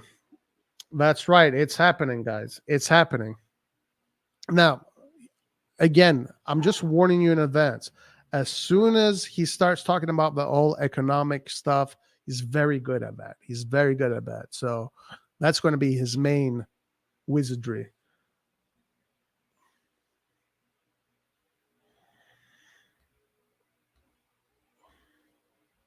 In the States, you need an 8th degree and great accent to get literally any job. True. Let's get started. I would totally go for Taremi. If we're going to get players in that age bracket, Taremi for me is a no-brainer. No-brainer. I don't know if he has a EU or non-EU situation. He is Iranian, but he might have also a European passport as well. Football is now sad because if you're from poor country and play good, nobody wants you because you play for Iran. I don't know. Right. Soccer economics. Well, they'll probably, yeah. Well, the thing is that Rocco is for the soccer economics. Yeah. All right. Anyway, let's see. We have covered everything, guys, for today. We have covered everybody. We have covered everyone.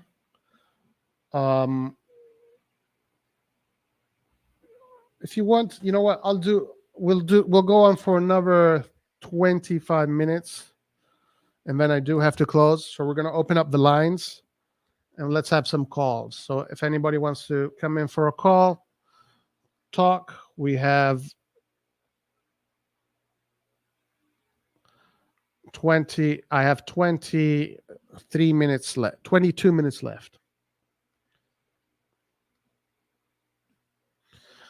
You can come on the channel, get it off of your chest. Let me pin this.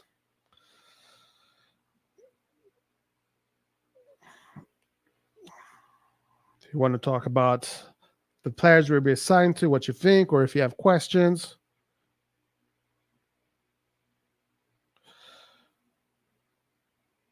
Apparently, Mañana is the most expensive goalkeeper in the world based on his value.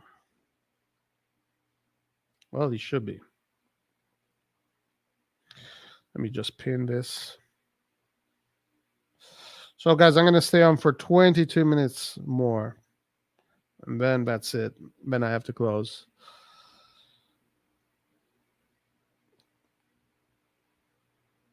Let me just pin this. Give me a second. Guys, Reindeers, Gavin, I like Reindeers. He's a very interesting player. He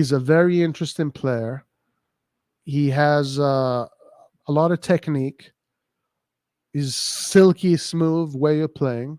He's a player that can definitely bring you something. Maybe he could be a good replacement for Benacer. Maybe. I think he's fairly cheap, right? So what, 18 million? That's what they're saying. I think Reindeers could be a good operation. He could be a good operation. Yeah, stream tomorrow. As always.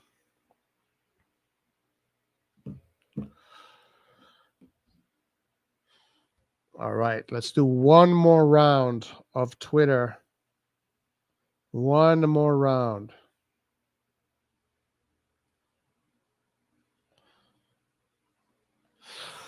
Yeah, by the way, the Kamada thing, I don't think is happening anymore.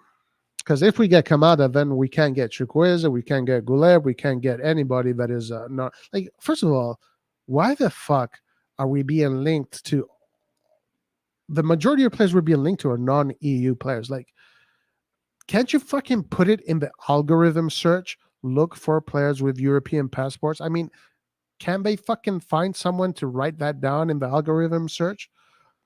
It's like all the players we're looking at, we're being linked at, are players without European passports. Can't you fucking write that in the search program?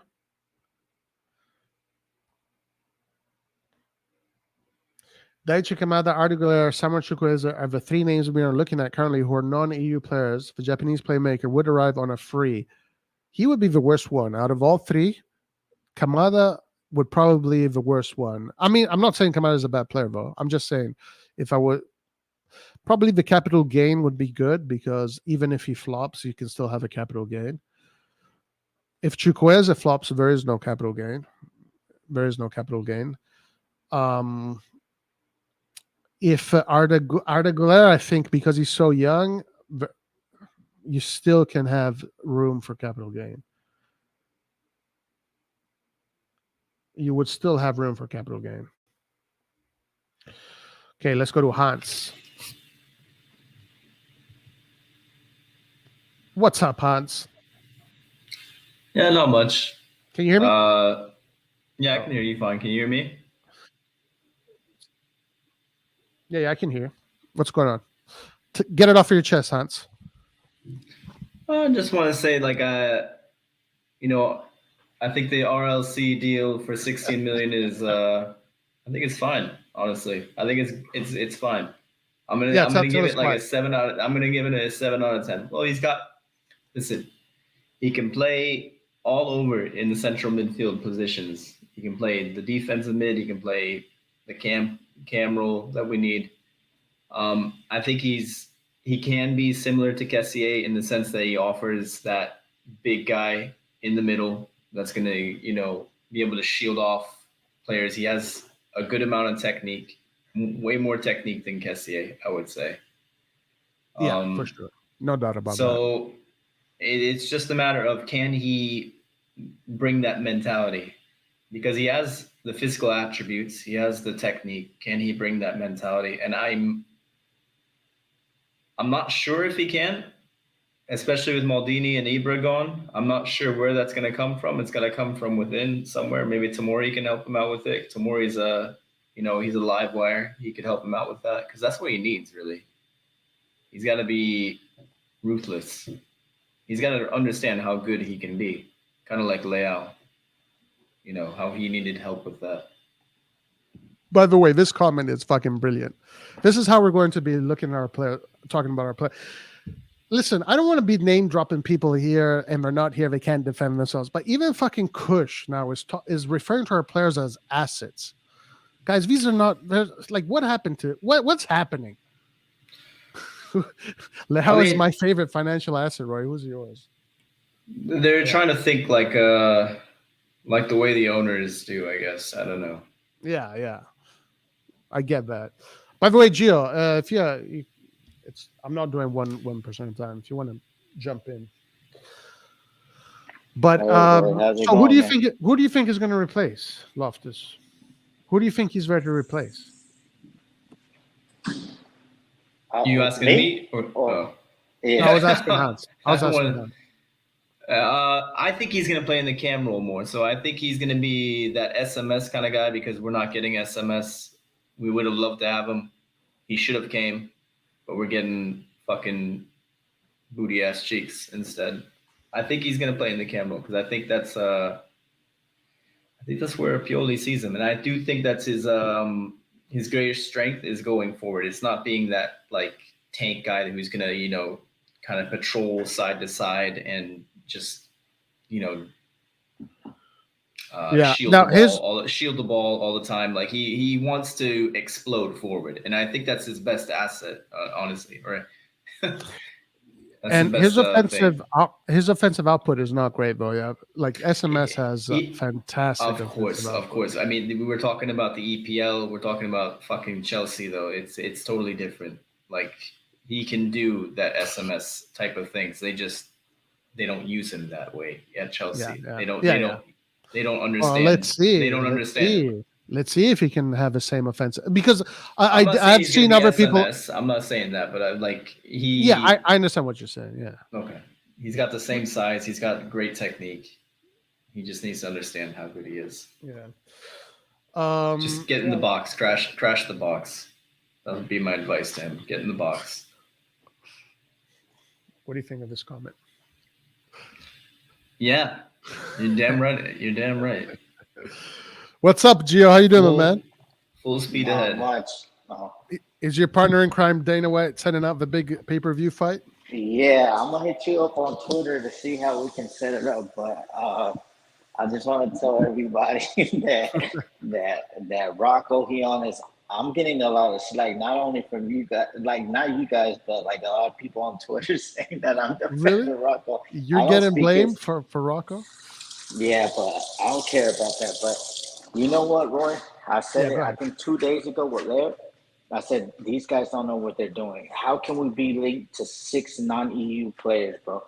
Like nobody knows the rule book or nobody knows what's going on. They just want to sign people just because they feel that they could get money.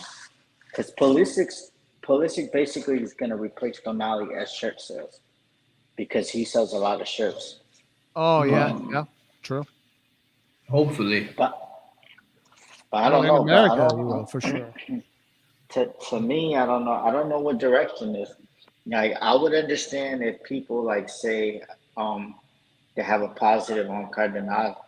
Like, if there was a plan, I would understand that. But we don't have no plan, so how can you back somebody so blindly just because of finances?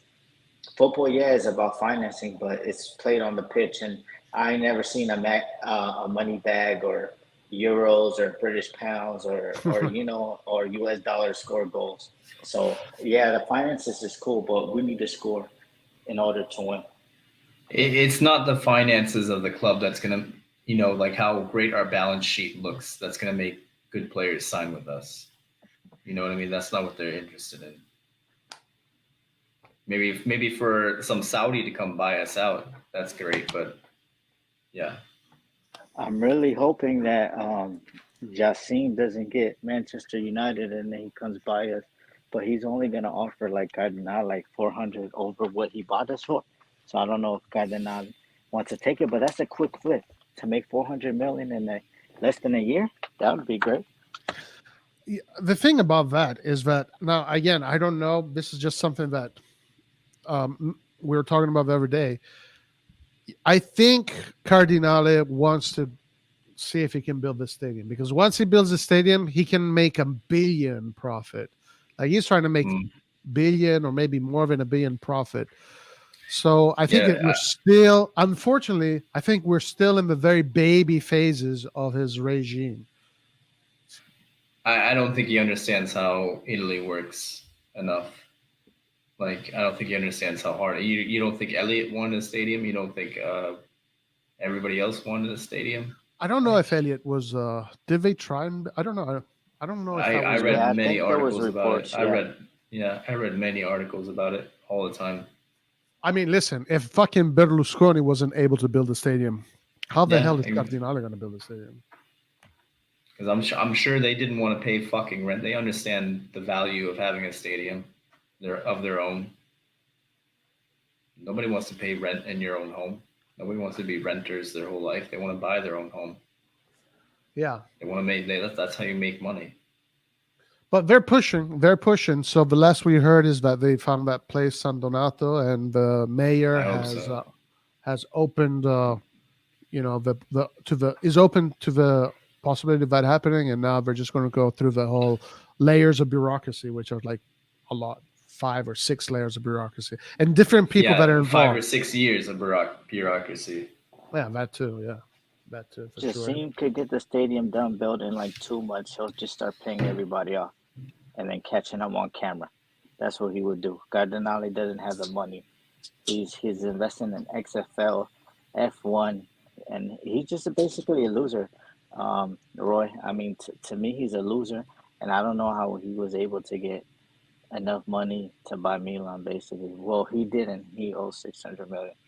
But he's a loser. Only a loser like The Rock and like invest in XFL. You got to be a loser. It went bankrupt 10 years ago, and you're trying to do the same thing.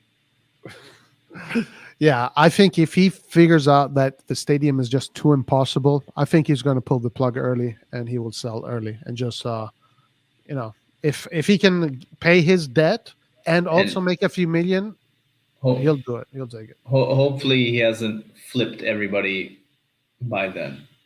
Right. And hopefully, Teo is still here. Maybe Mike is still here. Hopefully, Leao is still here because. Yeah, that's going to be a disaster. It's a disaster to start from scratch again. It's a fucking disaster if that happens. I agree. Roy, what I was trying to ask a lot of Milan fans was that, like, because, Leao's very cryptic. Was that, come on, like, oh, man, come on, man, we got this player, like he's a bum? Or was it like he was excited to come on? It has 2 different meanings. So was he excited, or he was like, "Come on, man, you're giving me that basura"? I don't know. I think he's excited. He's just happy to see something happen, or maybe he's just trying to be a cheerleader, right? And just trying to give positive vibes. Because us right now, like in all fairness, the YouTube universe, the fans, we're giving out a pretty negative vibe, towards. And because we are concerned, like we see what is happening, and I think it's normal to be concerned. I don't know. I didn't think about it that way, Gio, but I'm inclined to think that he's excited. But maybe you're right. Maybe it's like, come on, what the fuck? What do you think of Loftus, Gio? I mean, he's good. I mean, he has talent, but after his injury, he hasn't been the same. Maybe at a slower pace game, maybe he can explode. I mean, I don't know. I mean, I just know he brings a little physicality. He's like 6'1", 6'2", or something like that. I don't know. He's tall. But finally, one of our midfielders will be able to win a header in the midfield. Because, that wasn't happening with Brahim, Tonali, and Benny in the midfield. Ruben is 6'3". Okay, so he's a little bit short. He's 1 inch shorter. And he is solid as fuck. He's like, we're talking like 200 pounds, basically. He's solid as hell. So difficult to push him off. 88 kilograms. Like he's the same height as CDK, but CDK is like, what was he? He was like 75 kilos. Yeah, so CDK. Just to give you, sorry. Do you know kilograms, right? You know it's like 2.2 pounds. I know both. Yeah. Okay. So he's like about 30, 40 pounds heavier than CDK. Well, I mean, Loftus is in his prime. He's 27. He's 28. So Loftus now is a man. He's not a player that is growing into. He's not a developmental. He's not a developmental project, right? That's a good thing. Well, it should be a good thing, If he turns out good, yeah, it's a good thing. Yeah. Hopefully he does, man. Hopefully he does. Or maybe they think that he's gonna be like Anguissa for Napoli. He flopped in the Premier League, and then he came to Italy, and then he did his thing. That's great comparison. Great comparison. Well, Anguissa was a big flop. He was playing for a relegation team, Fulham, and now he comes to Napoli. He's the best thing there is, and we got some breaking news. We got some breaking news here. Source, please, Ernesto. Breaking news: AC Milan aiming to close deal for Valencia man 25 million after intensifying talks. 25 million. I don't know. I see him as too similar to Reindeers and Benacer. Like we need an Amrabat tank. Oh, he's that kind of player. Musah is more like a quote unquote. He's very one-footed. He's left-footed. He's extremely one-footed, and he's about the same size as Benacer as well. He's not that big, but he's explosive. He is explosive, and he had a great World Cup. Like he has the capability to play at the highest level. And yeah, he's younger. He can maybe improve. But I mean,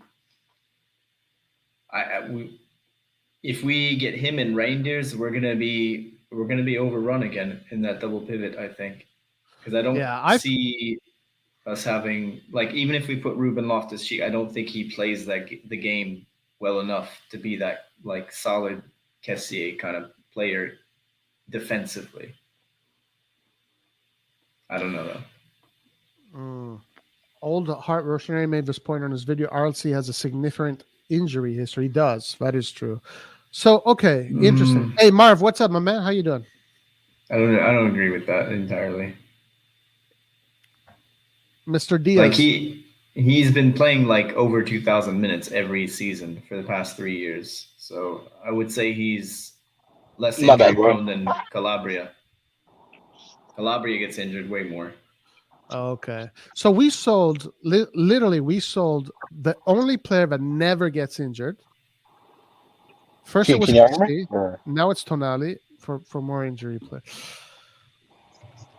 Can y'all hear me or not? Yeah, what's up, Marv? Oh, okay, my bad. What's up, guys? I'm just on my lunch break real quick. I just want to throw out my little opinion real quick. Go for it. So I've been thinking about this over the last couple of days, and I think I would have preferred we sold Leao instead of Tonali. I think that if especially since we're supposedly only getting around 50 mil for him, right? If that is true. So that's not really enough to fund the market. We're gonna have to spend 40 on another midfielder to get another one. Sorry, it was 50 million pounds, which comes out to be about like 70 million euro, probably. Right? Yeah, yes. Okay, the specific numbers are 55 million pounds, which comes to be 69 million euros. Yeah. But you have to take out 10%.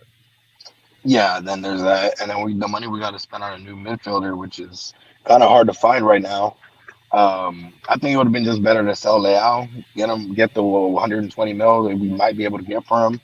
And with that, we should be able to keep the core of our team together. Leao is an important player, but he's not replaceable, especially since we're going to a new formation.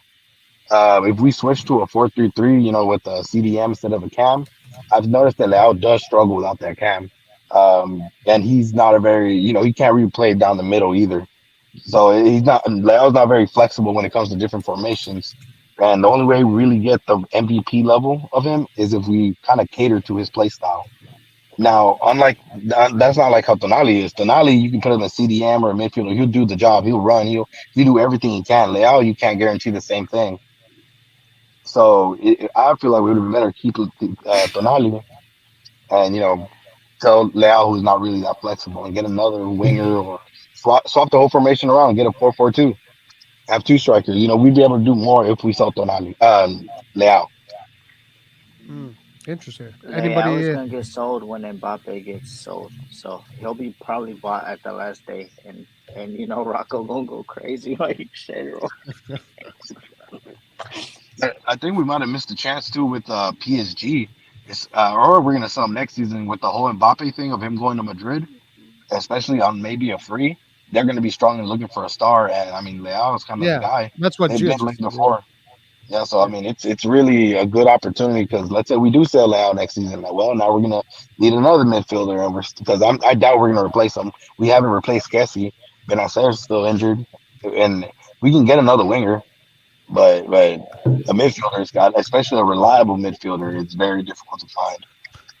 I mean, right now we're living in a situation where you can say Mañan, you can say Teo, you can say Leao. It's like, yeah, this is how this club operates. So it's really strange. Like if we would never be having this conversation like a few months ago, but now it's like it's so weird to me. But having this conversation is normal. Yeah, Like, that's pretty sad too. Because again, like I could imagine Leao getting sold at one point. I could live with that. Never did I imagine Tonali was going to get sold, especially first. I mean, this guy sacrificed his wages. He sacrificed for us, and how do we repay him? He's the first one off the boat. It's crazy disrespectful. yeah. Well, I don't know. What do you guys think? Do you agree with Marv or no? Hans? I don't agree. I'm sorry.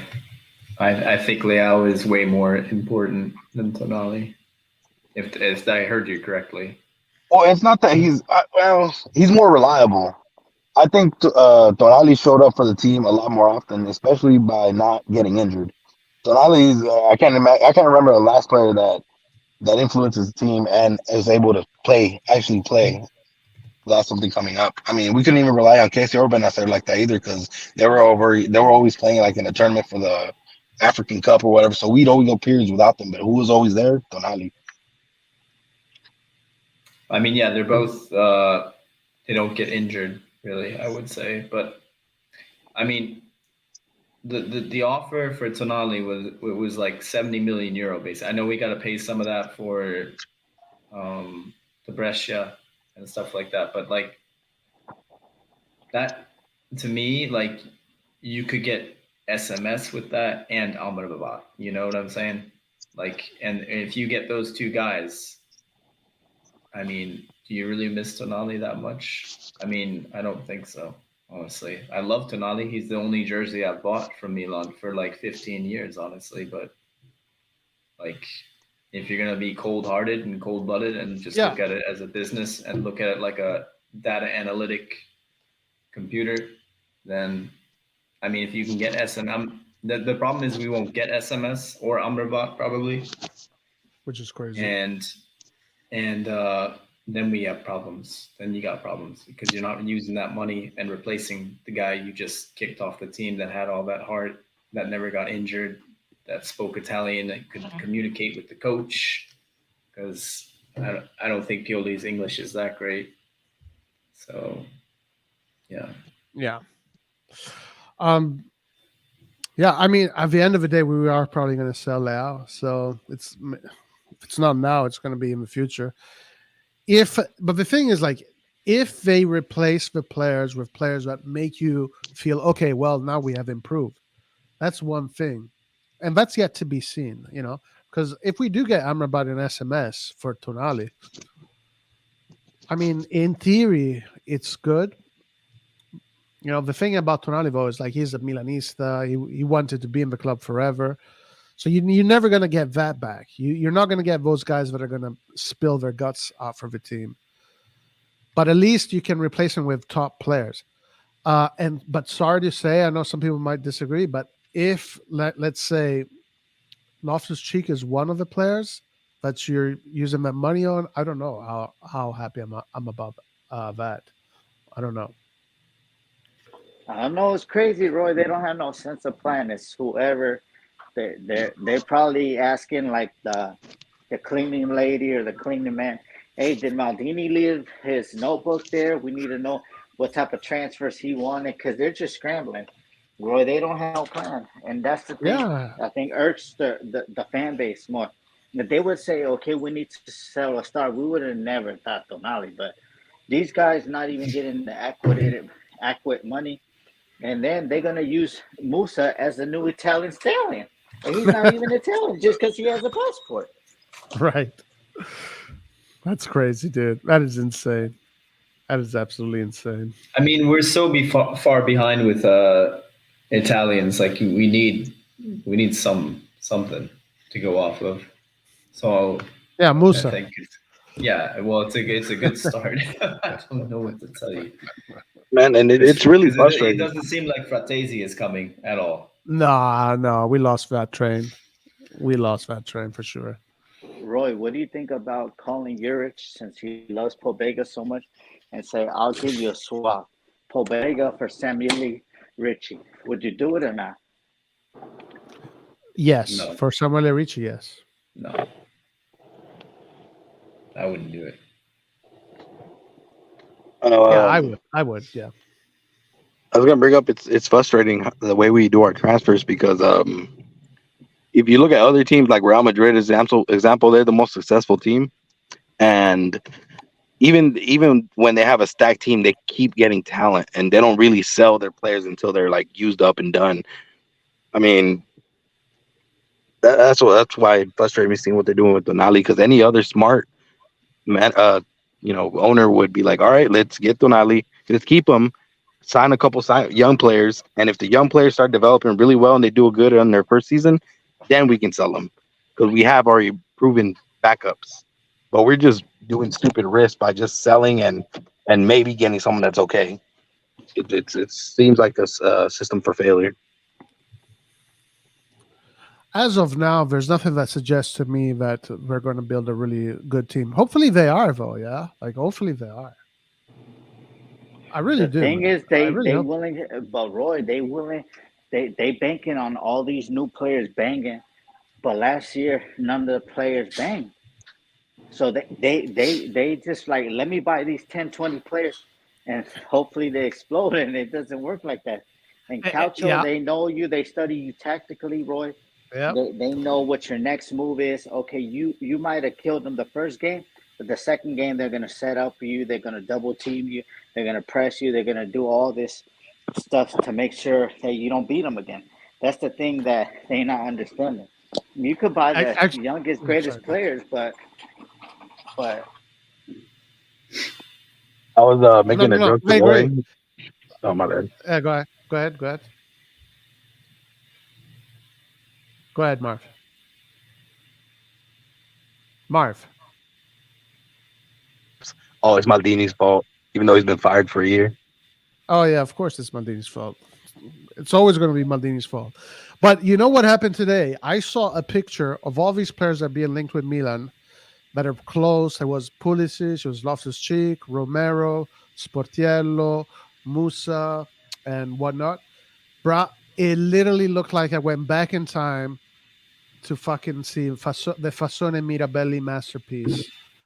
You know, it's giving me the Fassone Mirabelli vibes. The way they're doing this. They're all gimmick players. Yeah, they're gonna throw a fucking plate of spaghetti on the fucking wall, and hopefully some of them will stick. It kind of gives me these kind of vibes.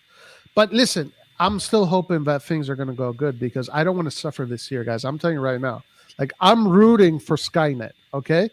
I'm pissed off with Skynet, but I'm rooting for Skynet. Why? Because I want to be relaxed this year, guys. I don't want to fucking watch Milan get destroyed by everybody. I want to see Milan win. I want to be happy during the year. I don't want you might as well follow Barcelona or Real Madrid, man, or Bayern, someone that they don't have that much competition, because we're gonna suffer, man. It doesn't matter what it is. I mean, even when we were doing good and won the league, I suffered all the way to the end. You know, I was always worried. It's always gonna be a suffer with us, man. We're never gonna be like Napoli and get 5 weeks advanced of everybody. Right, but I'm hoping that it's not gonna be like one of those. Okay, like we're gonna for sure end 8th place, 6th place, 7th place. At least if we're fighting for top 4, that's the minimum. But if we know already from the beginning that this team is going to be not even be close to fighting for top 4, I don't want to go through that this whole year. No way. So I'm rooting for Skynet. I want Skynet to be the fucking badass team. Hey, so far, oh my bad. So far, how y'all see everyone building their teams? How do y'all feel like we're gonna do this year so far? I mean, right now, I'm seeing Lazio getting stronger. They're Toffoli game, but Berardi. Inter's always doing good in the transfer market. Juventus, I mean, they're not gonna have a 15-point deduction. Roma is getting stronger with Indica and all their players, and we're kind of in the standstill, getting free. Not even free players. We can't afford the free players. It kind of like, to me, we're looking like 5th or 6th. It's too early right now. we literally only have Krunic and Pobega, so yeah, it's too early. It depends what central midfielders we get, because I think that was the weakest area of the team basically last season. Honestly, I think that was a big reason why we were conceding in the 4-2-3. The midfield. Yeah. I always thought the forwards were the main weak link. Because I was always like, I had this impression last year for the first half of the season we did good, we did really well. We're fighting for second. We're consistently like second, but our forwards were letting us down. And then everyone got injured, and that's when we dropped a lot of points. But I think the forwards are always the main issue. I think Giroud is pretty consistent, but yeah. Well, Giroud can't be the only guy. No, we can hear you. Giroud can't be the only guy. He cannot be the only guy. Like if we're going in with just Giroud, then we might as well throw in the towel. Right. If you look at the stats though, like on SofaScore, for example, like you see other midfielders from top teams that are there in like the, I don't know, for example, amount of interceptions per 90 minutes or tackles or, winning the ball back, things like that. None of our midfielders are even in the top 100 when you go there. Nobody is there. Yeah. We weren't winning the ball. We aren't winning the ball back. And I know maybe sometimes we keep the ball, and that's why maybe we're not putting up high numbers, but you see other top teams, you see the other midfielders there. So you have to put the work in, you have to put a shift in every game. And I don't think that our midfielders were winning the ball back enough. I wonder when Kessie was here if we were in the top 100. I wonder. What's up, Luigi? Come stiamo, ragazzi? Da quanto tempo? Hi guys, how you doing? What's up, hey guys? Luigi? I probably gotta head out. I'll talk to you later. All right, Mark. Thank you, bro. Talk to you later, bro. It's all right. Luigi, give us your 2 cents. Get it off of your chest. I have trust in this property because you can throw 1.2 billion away. So they must have a plan to develop Milan. So I trust them, but I don't agree with their moves right now because you can't sell Tonali. You have now to rebuild the midfield, and Tonali was the only one you can rely for the next season. So I don't agree with the move on Tonali, and I would rather sell Theo or Magnan instead of Tonali.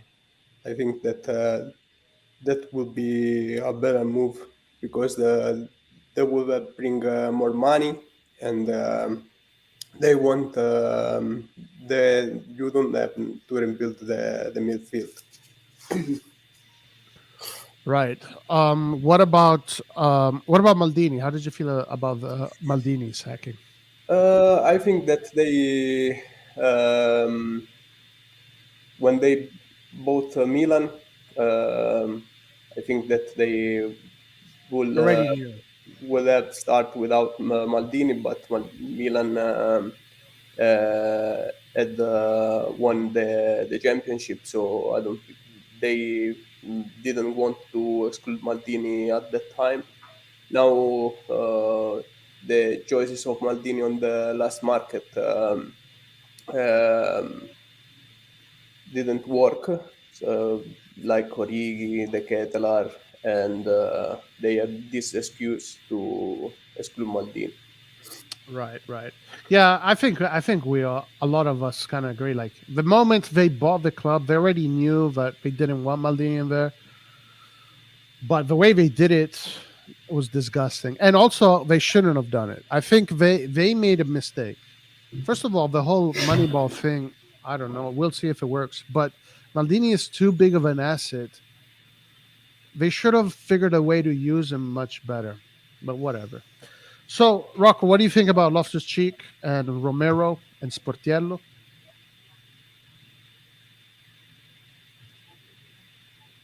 You mean me? You call me Rocco. Rock. You got Rocco on the mind, man. I've always got Rock in my mind. He's It's the accent, guys. The accent. I think that Romero is a good move because if he doesn't play well, you can always sell him and make a capital gain. And I think that Loftus-Cheek is an average player, but he's useful to Milan because I think that last year the midfield was very weak from a physical side. So Loftus-Cheek has a great physique and is strong, is tall, so he's a useful player to Milan. But he can't substitute Tonali, of course. Okay, yeah. Guys, check this news out. Seko Fofana is one step away to Al Nassr from Lens for 25 million. Why didn't we get him for 25 million? well, what's his wage that he'll get? Yeah, that's the big difference for sure. So, okay, I gotta close in a few minutes here. But Luigi, so you say you trust this management. Now, listen, I said earlier, I'm rooting for them because I don't want to be fucking desperate the whole year next year. I want to be happy, but I'm finding it difficult to see that these guys are going to complete a good squad. So how do you think they're going to do it? Like, what are you expecting? I don't know how they're gonna do it, but I can explain why I trust them. Okay, go I ahead. think that you don't make a 1.2 billion commitment without a plan, and the thing this that they must develop Milan on the sports side, because if you go and look at the revenues last year, the majority of revenues came from the sport side. So I think that they don't want to lose that, and they have to build a stronger team for the next season. I don't know how they are gonna do it, but I think that they will try to do that. Well, they told us how they're going to do it. They're going to use this whole Moneyball experiment. Billy Bean, basically the guy that invented the Moneyball data analytics experiment, he used it for the Oakland Athletics, and he pretty much took the Oakland Athletics from being, let's say, if we were to compare it to the Serie A, a relegation team to a mid-table team. Yeah. Yeah, I watched the film like 3-4 days ago. So yeah, so that's how they want to do it. They want to low investments and big capital gains, and that's how they're going to do it. Let's see if it happens. I don't know, man. I want Milan to have a really good team. I'm really hoping for that because I just don't want to be fucking. I want to be happy next year, man. I don't want to fucking. yeah, complain. we do, of course, we do. But I don't like this management at all. I don't like it at all. I don't know, because you have to compete like with Manchester City and Paris Saint-Germain and this team, and they have huge equity to spend on the market. So you have to find an alternative way, and this might be this alternative way. But I think that we have to trust them and see what they're gonna do. All right. And, we can blame them, or we can be happy because Milan will win something. I'm taking a different approach. I do not trust them at all. Actually, the complete opposite. I think these guys have no idea what they're doing. I think that, these guys don't have any experience in the world of football, European football at these levels, and they don't know what they're doing. But I am allowing them to earn my trust. Yeah. Okay? Yeah. If they do things, they have to earn my trust. But I do not trust them at all. Yeah, I understand. This is right. Yeah. All right. Anyway, Luigi, Io devo andare. Thank you so much for joining. Hey, you should join more often, man. Yeah, You should join more yeah. often. I'm busy with the university and work, so I can't be as much as I want online. Did you go to the stadium this year? Yeah, I went to watch Chelsea, Salzburg, and that's Oh, those three. Champions League. Champions Yeah, League. yeah, Which Salzburg was the 4-0, right? 4-0. yeah. 4-0. That was a good game. Yeah. Chelsea, I spent a lot of money and I watched like 10 minutes of game. Then Tomori got the red card and the game was totally ruined. Yeah. That fucking referee, dude. Yeah. That fucking. You should have went to the referee ass and give me back my money. Yeah. Yeah. All right, man. Anyway, I gotta go. Thank you so much, man. Okay. Talk to you soon, bro. Take care. You too. Thank you. Bye. Bye-bye. All right, guys. Everybody, thank you so much for joining us. Make sure that you click the like button, subscribe, do all that good stuff. We will follow same time tomorrow. We will follow the news, see what happens. It was a pleasure. Till the next one. Arrivederci. A presto. And ciao.